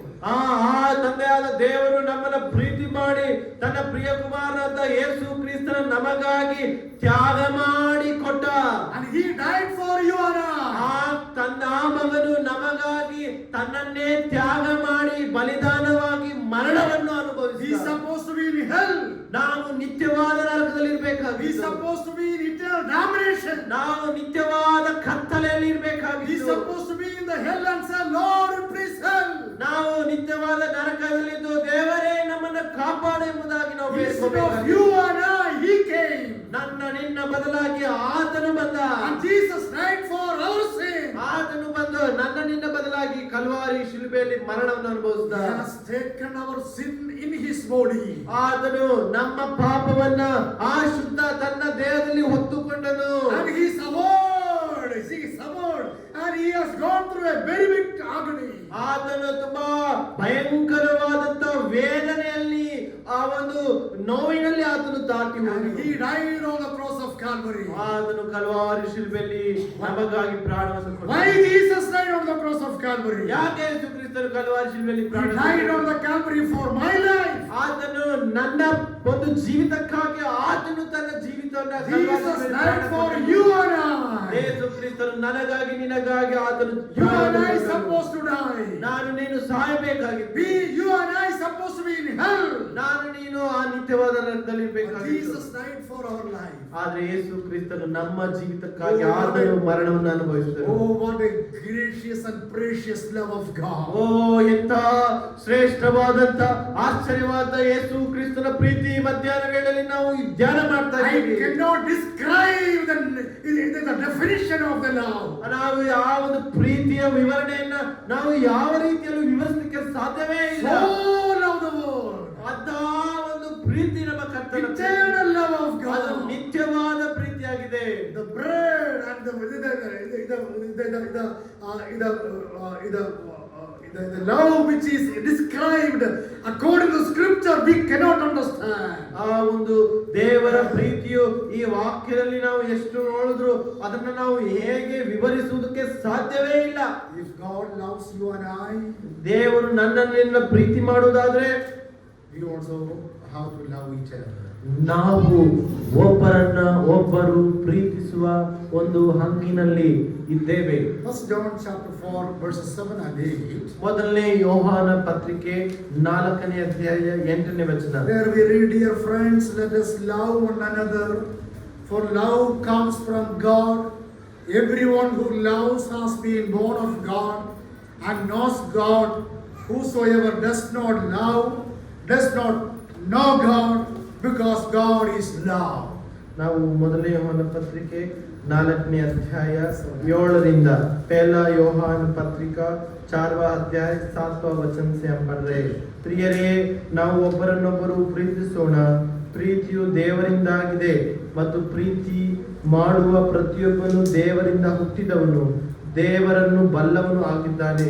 ಪ್ರೀತಿ ಇಲ್ಲದವನು ದೇವರನ್ನು ಬಲ್ಲವನಲ್ಲ, ಯಾಕಂದ್ರೆ ದೇವರು ಪ್ರೀತಿ ಸ್ವರೂಪಿಯು. It's very clearly Apostle John was telling there that love one another. ಇಲ್ಲಿ ಅಪೊಸ್ತಲನಾದ ಪೌಲನು ನಮಗೆ ಥೆಸಲೋನಿಕ ಪತ್ರಿಕೆಯಲ್ಲಿ ಹೇಳ್ತಾನೆ, ಒಬ್ಬರನ್ನೊಬ್ಬರು ಪ್ರೀತಿಸಿರಿ. Even John, there we see love one another. It comes from God. John is telling. ಇಲ್ಲಿ ಯೋಹಾನ ಹೇಳ್ತಾನೆ, ನೀವು ಒಬ್ಬರನ್ನೊಬ್ಬರು ಪ್ರೀತಿಸಿರಿ, ಪ್ರೀತಿಯು ದೇವರಿಂದ ನಮಗೆ ಅದು ನಾವು ಹೊಂದಿದಂತವರಾಗಿದ್ದೇವೆ ಎಂಬುದಾಗಿ. And if you love, you are born of God. ನೀವು ಒಬ್ಬರನ್ನೊಬ್ಬರು ಪ್ರೀತಿ ಮಾಡಿದ್ರೆ ನೀವು ದೇವರಿಂದ ಹುಟ್ಟಿದವರಾಗಿದ್ದೀರಿ. If you are not loving, you do not know God.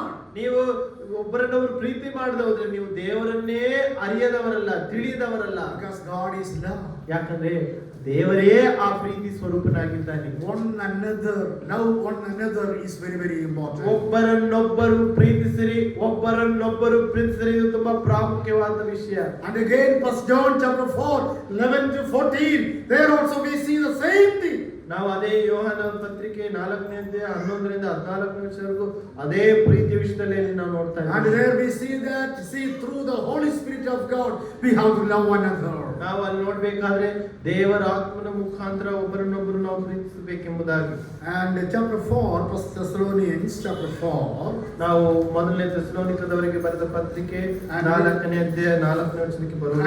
verse number 4, chapter 4 verse number 10. ನಾವು ಮೊದಲನೇ ಥೆಸಲೋನಿಕ ಪತ್ರಿಕೆ 4ನೇ ಅಧ್ಯಾಯ 10ನೇ ವಚನ ನಾವು ಓದ್ತೀವಿ. And there we read, and in fact you do love all of God's family throughout Macedonia, yet we urge you, brothers and sisters, to do so more and more. ನಾವು ನೋಡ್ಬೇಕಾದ್ರೆ ಸಮಸ್ತ ಮೆಕೆದೋನ್ಯದಲ್ಲಿರುವ ಸಹೋದರರ ಪ್ರೀತಿಸುವರಾಗಿ ಇದ್ದೀರಿ, ಆದರೂ ಸಹೋದರರೇ ನೀವು ಪ್ರೀತಿಯಲ್ಲಿ ಇನ್ನೂ ಹೆಚ್ಚುತ್ತಾ ಬರಬೇಕೆಂದು ನಿಮ್ಮನ್ನು ಪ್ರಬೋಧಿಸುತ್ತೇವೆ. See, do so more and more. ನೀವು ಪ್ರೀತಿಯಲ್ಲಿ ಇನ್ನ ಹೆಚ್ಚಬೇಕು, ನಿಮ್ಮ ಪ್ರೀತಿ ಹೆಚ್ಚಾಗಬೇಕು. When we talk about the biography of that area, ನಾವು ಅಲ್ಲಿ ಭೂಗೋಳ ವಿಷಯವಾಗಿ ನಾವು ನೋಡಬೇಕಾದ್ರೆ actually Macedonia was one of the very important city that area. ಅಲ್ಲಿ ಮೆಕೆದೋನ್ಯ ಒಂದು ಊರು ತುಂಬಾ ಮುಖ್ಯವಾದ ಪಟ್ಟಣ, city. Thessalonica was the capital of that Macedonia. ಈ ಮೆಕೆದೋನ್ಯ ಒಂದು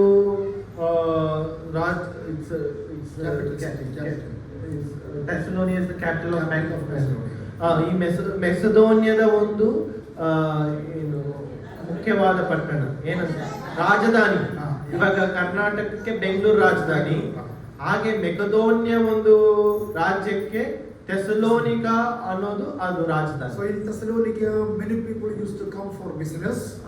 ಅನೇಕರು ಮೆಕೆದೋನ್ಯ ಒಂದು ಪಟ್ಟಣಕ್ಕೆ ವ್ಯವಹಾರಕ್ಕಾಗಿ ಬರ್ತಾ ಇದ್ರು. And even for teaching and studying and many other business they used to come there. ಓದೋದಕ್ಕೆ ಮತ್ತು ಅನೇಕ ದೊಡ್ಡ ದೊಡ್ಡ ವ್ಯಾಪಾರಗಳನ್ನು ಮಾಡೋದಕ್ಕೆ ಮೆಕೆದೋನ್ಯ ಪಟ್ಟಣಕ್ಕೆ ಅನೇಕರು ಬರ್ತಾ ಇದ್ರು. And the church there in Thessalonica, ಆ ಥೆಸಲೋನಿಕಾದಲ್ಲಿರುವಂತ ಒಂದು ಸಭೆ, and it was not known to all the people. ಅದು ಅಲ್ಲಿರುವಂತ ಎಲ್ಲರಿಗೂ ಆ ಒಂದು ಸಭೆ ಬಗ್ಗೆ ಗೊತ್ತು. And they used to have the characters of loving each other. ಅಲ್ಲಿ ಒಬ್ಬರನ್ನೊಬ್ಬರು ಪ್ರೀತಿಸುವಂತ ಗುಣ ನಾವು ಅಲ್ಲಿ ನೋಡ್ತಾ ಇದ್ದೀವಿ. And they used to express their love to the people. ಅಲ್ಲಿ ಅವರು ಅಲ್ಲಿ ಬರುವಂತ ಜನರಿಗೆ ತಮ್ಮ ಪ್ರೀತಿಯನ್ನು ಅವರು ವ್ಯಕ್ತಪಡಿಸ್ತಾ ಇದ್ದಾರೆ. And Apostle Paul was telling that you have love. ಅಲ್ಲಿ ಪೌಲನು ಹೇಳ್ತಾನೆ, ನಿಮ್ಮಲ್ಲಿ ಪ್ರೀತಿ ಇದೆ, but you have to make it grow. ಆದ್ರೆ ಆ ಪ್ರೀತಿ ಏನಾಗಬೇಕು, ಅದು ಬೆಳಿಬೇಕು. The love should grow.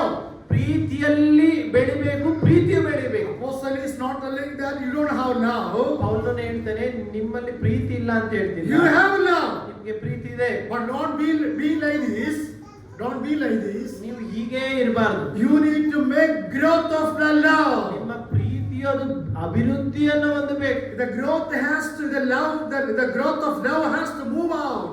ಈ ಪ್ರೀತಿಯು ಅದು ವಿಸ್ತರಿಸಲ್ಪಡಬೇಕು, ಅದು ಚಲ್ಲಲ್ಪಡಬೇಕು. And it has to move out to the Macedonia and other places, in Ephesus, Galatians and many other places. ಈ ಪ್ರೀತಿ ಹೆಂಗೆ ಅಂದ್ರೆ ಬೇರೆ ಬೇರೆ ಪ್ರಾಂತ್ಯಗಳನ್ನ ದಾಟಿ ಹೋಗಬೇಕು. Which means you are doing well, but you could do better. He was telling that. ನೀವು ಇನ್ನ ಅದನ್ನ ಉತ್ತಮವಾದ ರೀತಿಯಲ್ಲಿ ನೀವು ಪ್ರೀತಿ ಮಾಡಿ ಬೆಳಿಬೇಕೆಂಬುದಾಗಿ. Means you have to improve your love. ನೀವು ನಿಮ್ಮ ಪ್ರೀತಿಯಲ್ಲಿ ಅಭಿವೃದ್ಧಿಯನ್ನು ಹೊಂದಬೇಕು. So this morning, this afternoon, I want to tell you, my dears, ಈ ಮಧ್ಯಾಹ್ನ ನಿಮ್ಗೆ ಒಂದು ವಿಷಯ ನಾನು ಹೇಳೋದಕ್ಕೆ we may ಬಯಸ್ತೇನೆ. have a love in our lives, ನಮ್ಮ ಜೀವಿತದಲ್ಲಿ ಪ್ರೀತಿ ಇರ್ಬೋದು, but we need to improve our life. ನಮ್ಮ Love. ಪ್ರೀತಿಯು ಅದು ಬೆಳಿಬೇಕಾಗಿದೆ, And it has to come out. ಅದು ಹೊರಗೆ ಬರಬೇಕು, And it has to go to another places. ಅದು ಇನ್ನ ಬೇರೆ ಬೇರೆ ಪ್ರಾಂತ್ಯಗಳಿಗೆ ತಲುಪಬೇಕು. Do you know what it is talking about? ಏನು ಇದು ವಿಷಯ ಬರೀ ಅದು Not only just showing up something, ಅದು ಏನೋ ನಾವು ತೋರಿಸುವುದಲ್ಲ, but it is talking about the love of God. That is the mission of God. ಆ ಪ್ರೀತಿ ಏನಂದ್ರೆ ದೇವರ ಪ್ರೀತಿಯನ್ನ ನಾವು ವ್ಯಕ್ತಪಡಿಸಬೇಕು, ಬೇರೆ ಬೇರೆ ಕಡೆ ಹೋಗಿ ತಿಳಿಸ್ಬೇಕು, ಅದು ಹೊರಗೆ ಬರ್ಬೇಕು ನಮ್ಮಿಂದ. Love one another means ಒಬ್ಬರನ್ನೊಬ್ಬರು ಪ್ರೀತಿಸೋದು ಅಂದ್ರೆ we need to have love in the assembly. ನಾವು ಒಬ್ಬರನ್ನೊಬ್ಬರು ಸಭೆಯಲ್ಲಿ ಪ್ರೀತಿಸಬೇಕು. Then the love it has to go from the assembly to outside. ಆ ಪ್ರೀತಿಯು ಸಭೆಯಿಂದ ಬೇರೆ ಕಡೆಗೆ ಹೋಗಿ ತಲುಪಬೇಕು. Which means if you love one another, ನೀವು ಒಬ್ಬರನ್ನೊಬ್ಬರು ಪ್ರೀತಿ ಮಾಡಿದ್ರೆ you love your neighbors. ನೀವು ನಿಮ್ಮ ಅಕ್ಕಪಕ್ಕದವರನ್ನ ಪ್ರೀತಿ And ಮಾಡಿ you go there and you share the word of God. ನೀವು ಅಲ್ಲಿ ಹೋಗಿ ದೇವರ ವಿಷಯವನ್ನ ನೀವು ತಿಳಿಸ್ತೀರಾ. Bible says love one another. ದೇವರ ವಾಕ್ಯ ಹೇಳುತ್ತೆ ಒಬ್ಬರನ್ನೊಬ್ಬರು ಪ್ರೀತಿ ಮಾಡ್ರಿ. Love has to shown to the people. ಈ ಪ್ರೀತಿಯು ಆ ಜನರಿಗೆ ನಾವು ತೋರಿಸಬೇಕಾಗಿದೆ. Same love God has shown. ಅದೇ ಪ್ರೀತಿ ದೇವರು ನಮ್ಮ ಮೇಲೆ ತೋರಿಸಿದ್ದಾನೆ. From heaven he came down to this earth. ಆ ಪರಲೋಕದಿಂದ ಆತನು ಈ ಒಂದು ಭೂಮಿಗೆ We have the love of God in our lives. ಆ ಯೇಸು ಕ್ರಿಸ್ತನ ಪ್ರೀತಿಯನ್ನು ನಾವು ಹೊಂದಿದ್ದೇವೆ. This love it has to move out to the villages and villages of Karnataka. ಈ ಪ್ರೀತಿಯು ಕೇವಲ ನಮ್ಮ ಸಭೆಯಲ್ಲಿ ಇರಬಾರ್ದು, ಈ ನಮ್ಮ ಕರ್ನಾಟಕದಲ್ಲಿರುವಂತಹ ಪ್ರತಿ ಹಳ್ಳಿಗೆ ಈ ದೇವರ ಪ್ರೀತಿಯು ಅದು ತಲುಪಬೇಕಾಗಿದೆ. When I came to Karnataka, ನಾನು ಕೇರಳದಿಂದ ಕರ್ನಾಟಕಕ್ಕೆ ಬಂದಾಗ so many of the brothers they said that Karnataka is known as a North India in South India. Like that they said. North India in south India. North India in South India. ಹೇಗೆ ಭಾರತ ದೇಶದಲ್ಲಿ north ಅಂದ್ರೆ ನಾರ್ತ್ಗೆ ಉತ್ತರ ಹೇಗೆ ಭಾರತ ದೇಶದಲ್ಲಿ ಇದೆಯೋ ಹಾಗೆ ಕರ್ನಾಟಕದಲ್ಲಿ No, see, I will tell you. In North India, you don't. I got The it. gospel is not preached much. ಹೇಗೆ ಭಾರತ ದೇಶದಲ್ಲಿ ಉತ್ತರ ಭಾರತದಲ್ಲಿ ಹೇಗೆ ಅಲ್ಲಿ ದೇವರ ವಾಕ್ಯವು ಇಲ್ಲವೋ ಆ ರೀತಿಯಲ್ಲಿ ನಮ್ಮ ಕರ್ನಾಟಕ ಇದೆ ಎಂಬುದಾಗಿ. Which means it is very hard to preach the word of God in Karnataka. ಈ ಕರ್ನಾಟಕದಲ್ಲಿ ಹೇಗೆ ನಾರ್ತ್ ಇಂಡಿಯಾದಲ್ಲಿ ದೇವರ ವಾಕ್ಯ ಸುವಾರ್ತೆ ತಲುಪಿಸೋದಕ್ಕೆ ಕಷ್ಟವೋ ಆ ರೀತಿಯಾಗಿ ಕರ್ನಾಟಕದಲ್ಲಿ ಸುವಾರ್ತೆ ತಲುಪಿಸೋದು ತುಂಬಾ ಕಷ್ಟ ಎಂಬುದಾಗಿ. Example, in Kerala, no problem, we can preach the word of God. ಕೇರಳದಲ್ಲಿ ದೇವರ ವಾಕ್ಯ ತಿಳಿಸೋದಕ್ಕೆ ಯಾವ ಅಭ್ಯಂತರ In ಇಲ್ಲ. Tamil Nadu also no problem, we can go and preach the word of God. ನಾವು ತಮಿಳುನಾಡಲ್ಲಿ ದೇವರ ವಾಕ್ಯನ ಹೋಗಿ, In Andhra also easily we can go anywhere and preach the word of ಈ God. ಆಂಧ್ರದಲ್ಲಿ ದೇವರ ವಾಕ್ಯ ಎಲ್ಲಾದ್ರೂ ಹೋಗಿ ನಾವು Telangana also we can go and preach the word of God. ತೆಲಂಗಾಣದಲ್ಲಿ ಹೋಗಿ ನಾವು ಸಾರಬಹುದು. But in Karnataka it's very hard. ಆದ್ರೆ ಕರ್ನಾಟಕದಲ್ಲಿ ತುಂಬಾ ಕಷ್ಟ. Even last time when I visited Belgaum district, ನಾನು ಲಾಸ್ಟ್ ಟೈಮ್ ಬೆಳಗಾಂ ಅನ್ನ ಭೇಟಿಯಾದಾಗ some of the areas actually few our evangelists are there in Belgaum. ಬೆಳಗಾಮಲ್ಲಿ ಸ್ವಲ್ಪ ಸೇವಕರು ಅಲ್ಲಿ ಸೇವೆ And ಮಾಡ್ತಾರೆ. when I was talking with the brothers, ಅಲ್ಲಿ ನಾನು ಇನ್ನೊಂದು ಸಹೋದರೊಟ್ಟಿಗೆ and I ಮಾತಾಡ್ಬೇಕಾದ್ರೆ was talking to them how you are able to go and preach the word of God in this area. ನೀವು ಹೇಗೆ ಈ ಒಂದು ಪ್ರಾಂತ್ಯಗಳಲ್ಲಿ ಹೋಗಿ ದೇವರ ಸ್ವಾರ್ಥ ಸಾರ್ತಾರೆ That ಅಂದಾಗ brothers they said, brother, it is very hard. If you go there, that people, this people, I don't want to say the names. All those people are there, and we are very hard to share the gospel. ಅಲ್ಲಿ ನಾವು ಹೋದ್ರೆ ತುಂಬಾ ಕ್ರಿಸ್ತ ವಿರೋಧಿಗಳಲ್ಲಿದ್ದಾರೆ, ತುಂಬಾ ಕಷ್ಟಕರವಾದ ಸ್ಥಿತಿಯಲ್ಲಿ ನಾವು ಇದ್ದೇವೆ. So in Karnataka, I know that it's very hard for us to share the word of God. ಕರ್ನಾಟಕದಲ್ಲಿ ದೇವರ ಸುವಾರ್ತೆ ಸಾರುವುದು ತುಂಬಾ ಕಷ್ಟಕರ. But it is my responsibility, it is your responsibility. ಅದು ನಿನ್ನ ಜವಾಬ್ದಾರಿಯಾಗಿದೆ ದೇವರ ಸುವಾರ್ತೆನ ತಲುಪಿಸುವಂತದ್ದು. Simple method of mission is ತುಂಬಾ ಸರಳವಾದಂತಹ ಒಂದು ಕೆಲಸ ಏನಂದ್ರೆ love others. ಒಬ್ಬರನ್ನೊಬ್ಬರು ಪ್ರೀತಿ ಮಾಡ್ರಿ. Love others means ಒಬ್ಬರನ್ನೊಬ್ಬರು ಪ್ರೀತಿ ಮಾಡ್ರಿ. ಅದೇ ಪ್ರೀತಿ ಮಾಡ್ರಿ ಅಂದ್ರೆ no need to go and share the gospel or no need to give any tract. ಹೋಗಿ ಕರಪತ್ರ ಕೊಡೋದು ಯೇಸು ಕ್ರಿಸ್ತನ ಬಗ್ಗೆ ಹೇಳುವಂತದ್ದಲ್ಲ. Just go to him, ಸುಮ್ಮನೆ ಹೋಗ್ರಿ ಅವ್ರ ಹತ್ರ, love him. ಅದನ್ನ ಪ್ರೀತಿ ಮಾಡ್ರಿ. That's all. ಅದು ಸಾಕು. No need to share the word of God. ದೇವರ ಒಂದು ಸುವಾರ್ತೆ ಹೇಳ್ಬೇಕಾಗಿಲ್ಲ. No need to give the tract. ಆ ದೇವರ ಕರಪತ್ರಿಕೆ ಕೊಡ್ಬೇಕಾಗಿಲ್ಲ. No need to give the Bible. Bible ಕೊಡ್ಬೇಕಾಗಿಲ್ಲ. But just love Him. ಆತನನ್ನ ಪ್ರೀತಿ ಮಾಡಿ. Love one another. ಅದೇ ಒಬ್ಬರನ್ನೊಬ್ಬರು ಪ್ರೀತಿ ಮಾಡ್ರಿ. Oh, do you know what God did? ಯೇಸು ಸ್ವಾಮಿ ಏನ್ ಮಾಡಿದ್ರು? He just became like you are now. ಆತನು ನಮ್ಮ ಹಾಗೇ ಆದನು. As a God, He can come. ಆದರೆ ಆ ದೇವರಾಗಿ ಆತನು ಬಂದ. But He did not come like that. ಆದ್ರೆ ಆತನು ದೇವರಾಗಿ ಬಂದಿಲ್ಲ. Within second, through the angels, He can evangelize. ಆತನು Within angels, He can evangelize. ಆತನು ದೇವದೂತರನ್ನಿಟ್ಟು ಆತನು ಸೇವೆ ಮಾಡಬಹುದಿತ್ತು. Even God can do anything. ದೇವರು ಏನ್ ಬೇಕಾದ್ರೂ ಮಾಡಬಹುದು. But He did not do that one. ಆತನು ದೇವದೂತರನ್ನು ಕಳಿಸಿ ಸೇವೆ ಮಾಡಲಿಲ್ಲ ಈ ಲೋಕದಲ್ಲಿ. God came down. ಆತನೇ ಈ ಲೋಕಕ್ಕೆ ಬಂದ. And He became like you are now. ಆತನು ನನ್ನಂತೆ ನಿನ್ನಂತೆ ಆದ. And He lived here for 33.5 years. ಆತನು 33.5 ವರ್ಷಗಳ ಕಾಲ ನನ್ನ ಹಾಗೆ ನಿನ್ನ ಹಾಗೆ ಜೀವಿಸಿದ. And He collected the people and shared the gospel to the people. ಆತನು ಜನರನ್ನ ಭೇಟಿ ಮಾಡಿದ, ದೇವರ ಸುವಾರ್ತೆಯನ್ನು ಹೇಳಿದ. And He said, ಆತನು ಹೇಳಿದ, I am going out. ನಾನು ಹೋಗ್ತಾ ಇದ್ದೀನಿ. I am going to give a mission. ನಾನು ನಿಮಗೆ ಒಂದು ಕೆಲಸವನ್ನ ಉದ್ದೇಶವನ್ನ ಕೊಡ್ತಾ When ಇದ್ದೇನೆ. the Holy Spirit of God comes, ದೇವರ ಆತ್ಮನು ಬಂದಾಗ you witness me in Jerusalem, ನೀವು ನನಗೆ ಯೆರೂಸಲೇಮಿನಲ್ಲಿ ಸಾಕ್ಷಿಗಳಾಗಿದ್ದೀರಿ. Judea, Samaria, uttermost part of this world. ಯುದಾಯ, ಸಮರ್ಯ, ಈ ಲೋಕದ ಕಟ್ಟ ಕಡೆವರೆಗೂ ನೀವು ನನಗೆ ಸಾಕ್ಷಿಗಳು. That is the mission of God. ಅದೇ ದೇವರ ಉದ್ದೇಶ ನಮ್ಮ ಜೀವಿತದಲ್ಲಿ. That is the mission of God. ಅದೇ ದೇವರ ಉದ್ದೇಶ ನಮ್ಮ ಜೀವಿತದಲ್ಲಿ. You and I, we have to do that one. ನಾನು ನೀವು ಅದನ್ನ ಮಾಡಬೇಕಾಗಿದೆ. Are we doing that? ನಾವು ಅದನ್ನ ಮಾಡ್ತಾ ಇದ್ದೀವ. Loving one another. ಒಬ್ಬರನ್ನೊಬ್ಬರು ಪ್ರೀತಿ This is ಮಾಡೋದು. not that loving in the assembly. ಇದು ಸಭೆಯಲ್ಲಿ ಪ್ರೀತಿ ಮಾಡೋದಲ್ಲ. Of course, in the church we have to love each other. ನಾವು ಸಭೆಯಲ್ಲಿ ಪ್ರೀತಿ ಮಾಡ್ಬೇಕಿಲ್ಲ In our ಅಂತಲ್ಲ. family we need to have love each other. ನಮ್ಮ ಕುಟುಂಬದಲ್ಲಿ ಪ್ರೀತಿ ಇರ್ಬೇಕಿಲ್ಲ But ಅಂತಲ್ಲ. more than that, we have to love each other. ನಾವು ಅದಕ್ಕಿಂತ ಹೆಚ್ಚಾಗಿ ಪ್ರಪಂಚದಲ್ಲಿರುವಂತ ಅನ್ಯರನ್ನ ಪ್ರೀತಿ The ಮಾಡಬೇಕು. message of love we have to carry. ನಾವು ಆ ಕ್ರಿಸ್ತನ ಪ್ರೀತಿಯನ್ನ ಅವರಿಗೆ ನಾವು ತಲುಪಿಸಬೇಕು. Our action knows it has to speak out than our speaking, our thoughts. ನಮ್ಮ ಕ್ರಿಯೆಗಳು, ನಮ್ಮ ಮಾತುಗಳು ಆ ದೇವರ ಪ್ರೀತಿಯ ಅವರ ಹೃದಯದಲ್ಲಿ ಕಾರ್ಯ ಮಾಡಬೇಕು. So here, how we can be a practical Christian? ನಾವು ಹೇಗೆ ಕ್ರಿಸ್ತಿಯ ಅನುಭವ ಜೀವಿತನ ಹೊಂದೋದಕ್ಕೆ ಸಾಧ್ಯ? Number one, we need to have a pure life. ಮೊದಲನೇದಾಗಿ ಏನ್ ಕಲ್ತ್ವಿ? ಶುದ್ಧ ಜೀವಿತ. Second one, ಎರಡನೇದಾಗಿ love one another. ಒಬ್ಬರನ್ನೊಬ್ಬರು ಪ್ರೀತಿ ಮಾಡುವುದು. One more thing we will consider today. ಇನ್ನೊಂದು ವಿಷಯನ ಓದಿಕೊಳ್ಳೋಣ. This session that we read in chapter 4 verses 11 and 12. 11ನೇ ವಚನ 12ನೇ वचन वही पहला थेसलोनिया 4वां अध्याय 11-12 वचन.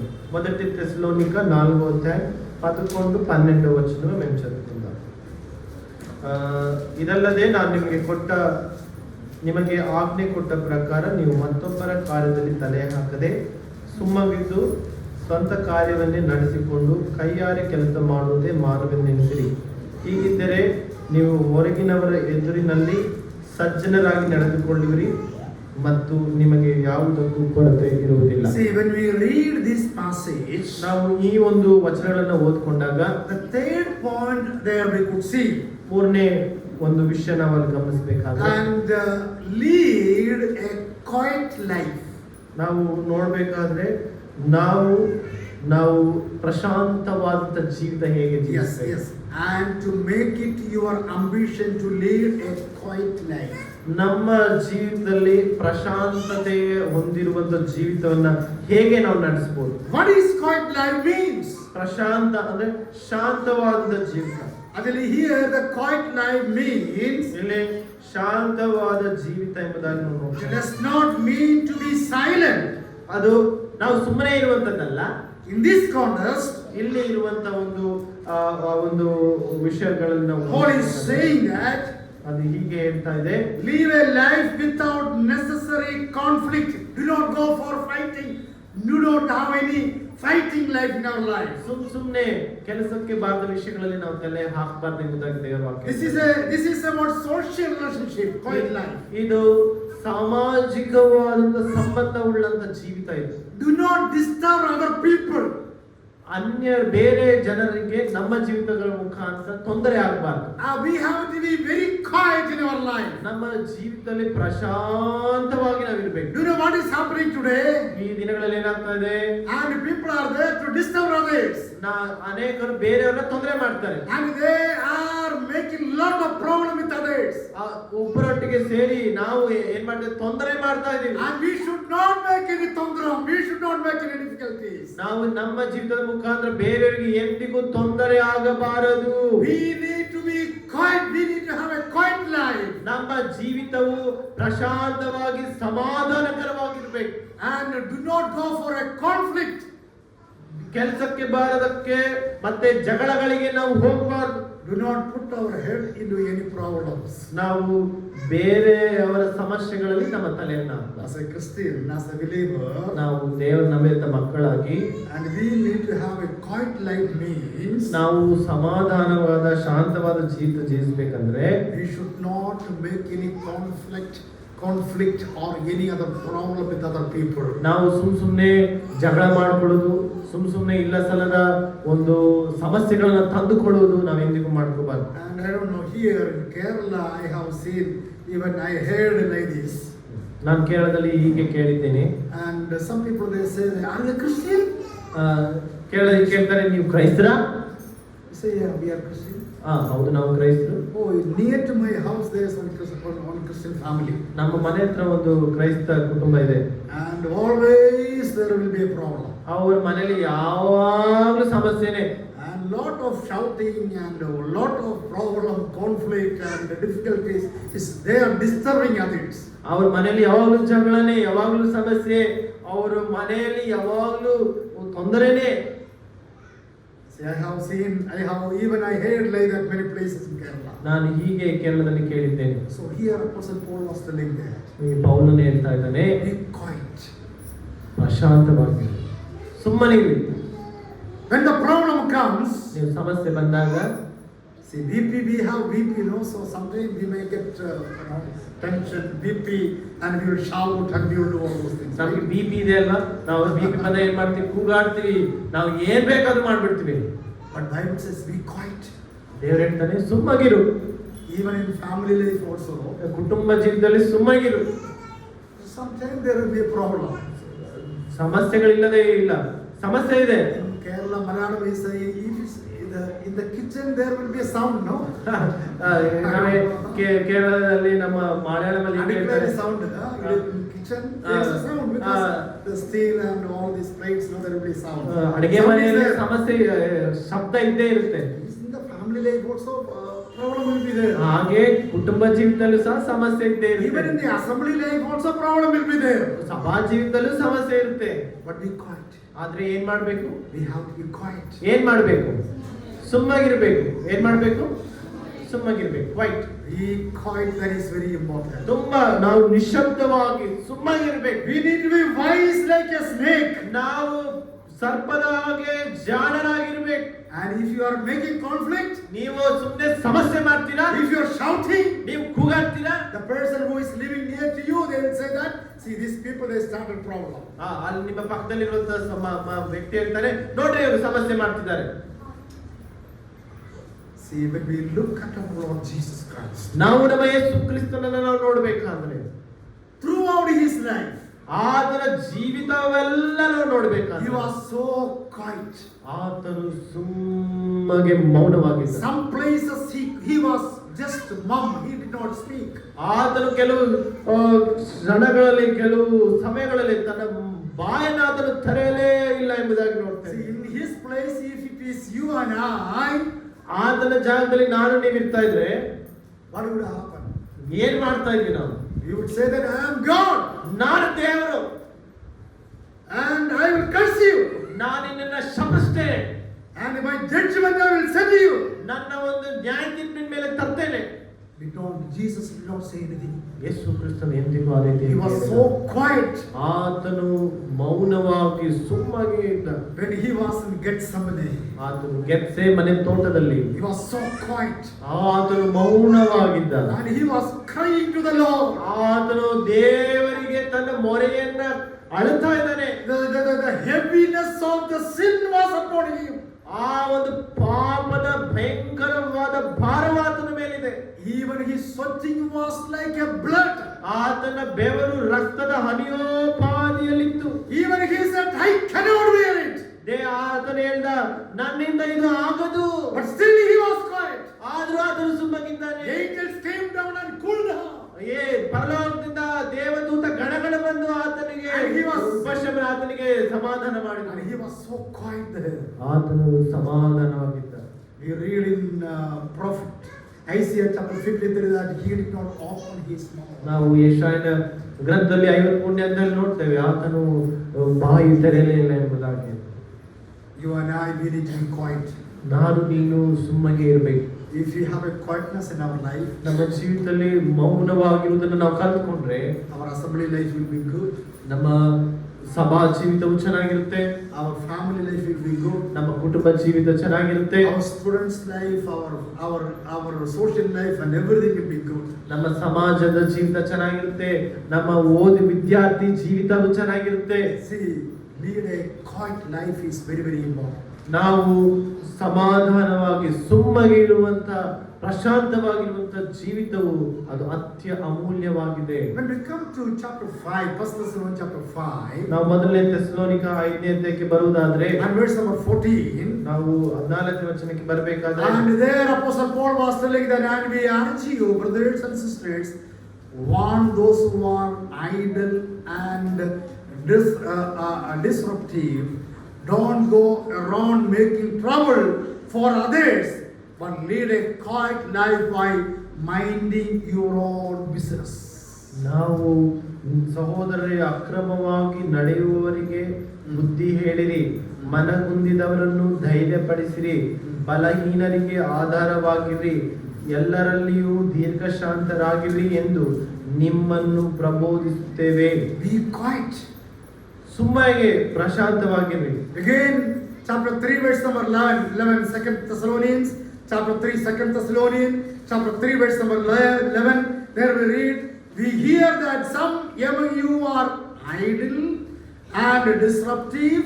They are not busy. They are busy bodies. ನಾವು ನೋಡ್ತೇವೆ 2 ಥೆಸಲೋನಿಕ 3ನೇ ಅಧ್ಯಾಯ 11ನೇ ವಚನ, ಆದರೆ ನಿಮ್ಮಲ್ಲಿ ಕೆಲವರು ಯಾವ ಕೆಲಸವನ್ನು ಮಾಡದೆ ಇತರರ ಕೆಲಸದಲ್ಲಿ ಮಾತ್ರ ತಲೆ ಹಾಕಿ ಅಕ್ರಮವಾಗಿ ನಡೆಯುತ್ತಾರೆಂದು ವರ್ತಮಾನ ಕೇಳಿದ್ದೇವೆ. See, there also we see telling that be quiet. ಇಲ್ಲಿ ಹೇಳ್ತೇನೆ, ಅಂತಹ ಒಂದು ಬೇರೆ ವಿಷಯದಲ್ಲಿ ತಲೆ ಹಾಕಬಾರದು, ಸುಮ್ಮಗಿರು. Don't busy bodies. Busy bodies means ನೀವು ತುಂಬಾ ಸುಮ್ನೆ ಇಲ್ಲ ಸಲ್ಲದ ಕೆಲಸಗಳಿಗೆ ನಿಮ್ಮನ್ನ ತೊಡಗಿಸಿಕೊಳ್ಬೇಡಿ, ಸುಮ್ನೆ ಬಿಸಿ ಆಗ್ಬೇಡ್ರಿ. Philippians chapter 2, ಫಿಲಿಪ್ಪಿ ಪತ್ರಿಕೆ 2ನೇ ಅಧ್ಯಾಯ 3 and 4, 3, 4. do nothing out of selfish ambition or vain conceit, rather in humility value others above yourself, not looking to your own interest, but each of you to the interest of the others. ನಾವು ನೋಡ್ತಾ ಇದ್ದೇವೆ 2ನೇ ವಚನ, ಐಕ್ಯಮತ್ಯ ಉಳ್ಳವರಾಗಿದ್ದು 3 and 4. ಒಣ ಪಕ್ಷಪಾತದಿಂದಾಗಲಿ ಒಣ ಹೆಮ್ಮೆಯಿಂದಾಗಲಿ ಯಾವುದನ್ನು ಮಾಡದೆ ಪ್ರತಿಯೊಬ್ಬನು ದೀನ ಭಾವದಿಂದ ಮತ್ತೊಬ್ಬರನ್ನು ತನಗಿಂತಲೂ ಶ್ರೇಷ್ಠರೆಂದು ಎಣಿಸಲಿ. ನಿಮ್ಮಲ್ಲೂ ಪ್ರತಿಯೊಬ್ಬರು ಸ್ವಹಿತವನ್ನು ಮಾತ್ರ ನೋಡದೆ ಪರಹಿತವನ್ನು ಸಹ ನೋಡಲಿ. I want to close here telling this point. ನಾನು ಈ ವಿಷಯಗಳನ್ನು ಹೇಳಿ ಇವಾಗ ನಾನು ಮುಕ್ತಾಯ ಮಾಡ್ತೇನೆ. We are talking about the practical Christian life. ಕ್ರಿಸ್ತಿಯ ಅನುಭವ ಭರಿತ ಜೀವಿತ. According to the Apostle Paul, ಅಪೊಸ್ತಲನ ಒಂದು ವಾಕ್ಯಗಳ ಮುಖಾಂತರ he was telling to the Thessalonians there, ಅಲ್ಲಿ ಥೆಸಲೋನಿಕೆ ಆ ಪತ್ರಿಕೆಯನ್ನು ಬರೆದಾಗ ನಾವು ನೋಡ್ತಾ number ಇದ್ದೀವಿ. 1, you need to have a pure life. ಮೊದಲನೇದಾಗಿ ನೋಡ್ತಾ ಇದ್ವಿ ಶುದ್ಧ ಜೀವಿತ. Second one, you need to have a love one another. ಎರಡನೇದಾಗಿ ನೋಡ್ತಾ ಬಂದ್ವಿ ಒಬ್ಬರನ್ನೊಬ್ಬರು ಪ್ರೀತಿ ಮಾಡ್ರಿ. And third one, you need to have a quiet life. ಮೂರನೇದಾಗಿ ನೋಡ್ಬೇಕಾದ್ರೆ ಪ್ರಶಾಂತ ಜೀವಿತ, ಸುಮ್ಮಗಿರುವಂತ ಜೀವಿತ. We have to look in our life. ನಾವು ಈ ಎಲ್ಲ ವಿಷಯಗಳು ಈಗ ದೇವರು ಕನ್ನಡಿ ಇಟ್ಟಿದ್ದಾನೆ. ಇವಾಗ ಕನ್ನಡಿಯಲ್ಲಿ ನಮ್ಮನ್ನ ನಾವು ನೋಡ್ಕೊಳ್ಳುವಂತ ಸಮಯ. Are we having a life of quiet life? ನಮ್ಮ ಜೀವಿತದಲ್ಲಿ ಶುದ್ಧ ಜೀವಿತ ಇದೆಯಾ? We will continue this, the third or the fourth one in next session. ನಾವು ಈ ಒಂದು ವಿಷಯಗಳನ್ನ ಸಾಯಂಕಾಲ ನಾವು ಧ್ಯಾನ ಮಾಡೋಣ. Thank you. God bless you. ಎಲ್ಲರಿಗೂ ವಂದನೆಗಳು. ದೇವರನ್ನ ಆಶೀರ್ವದಿಸಲಿ.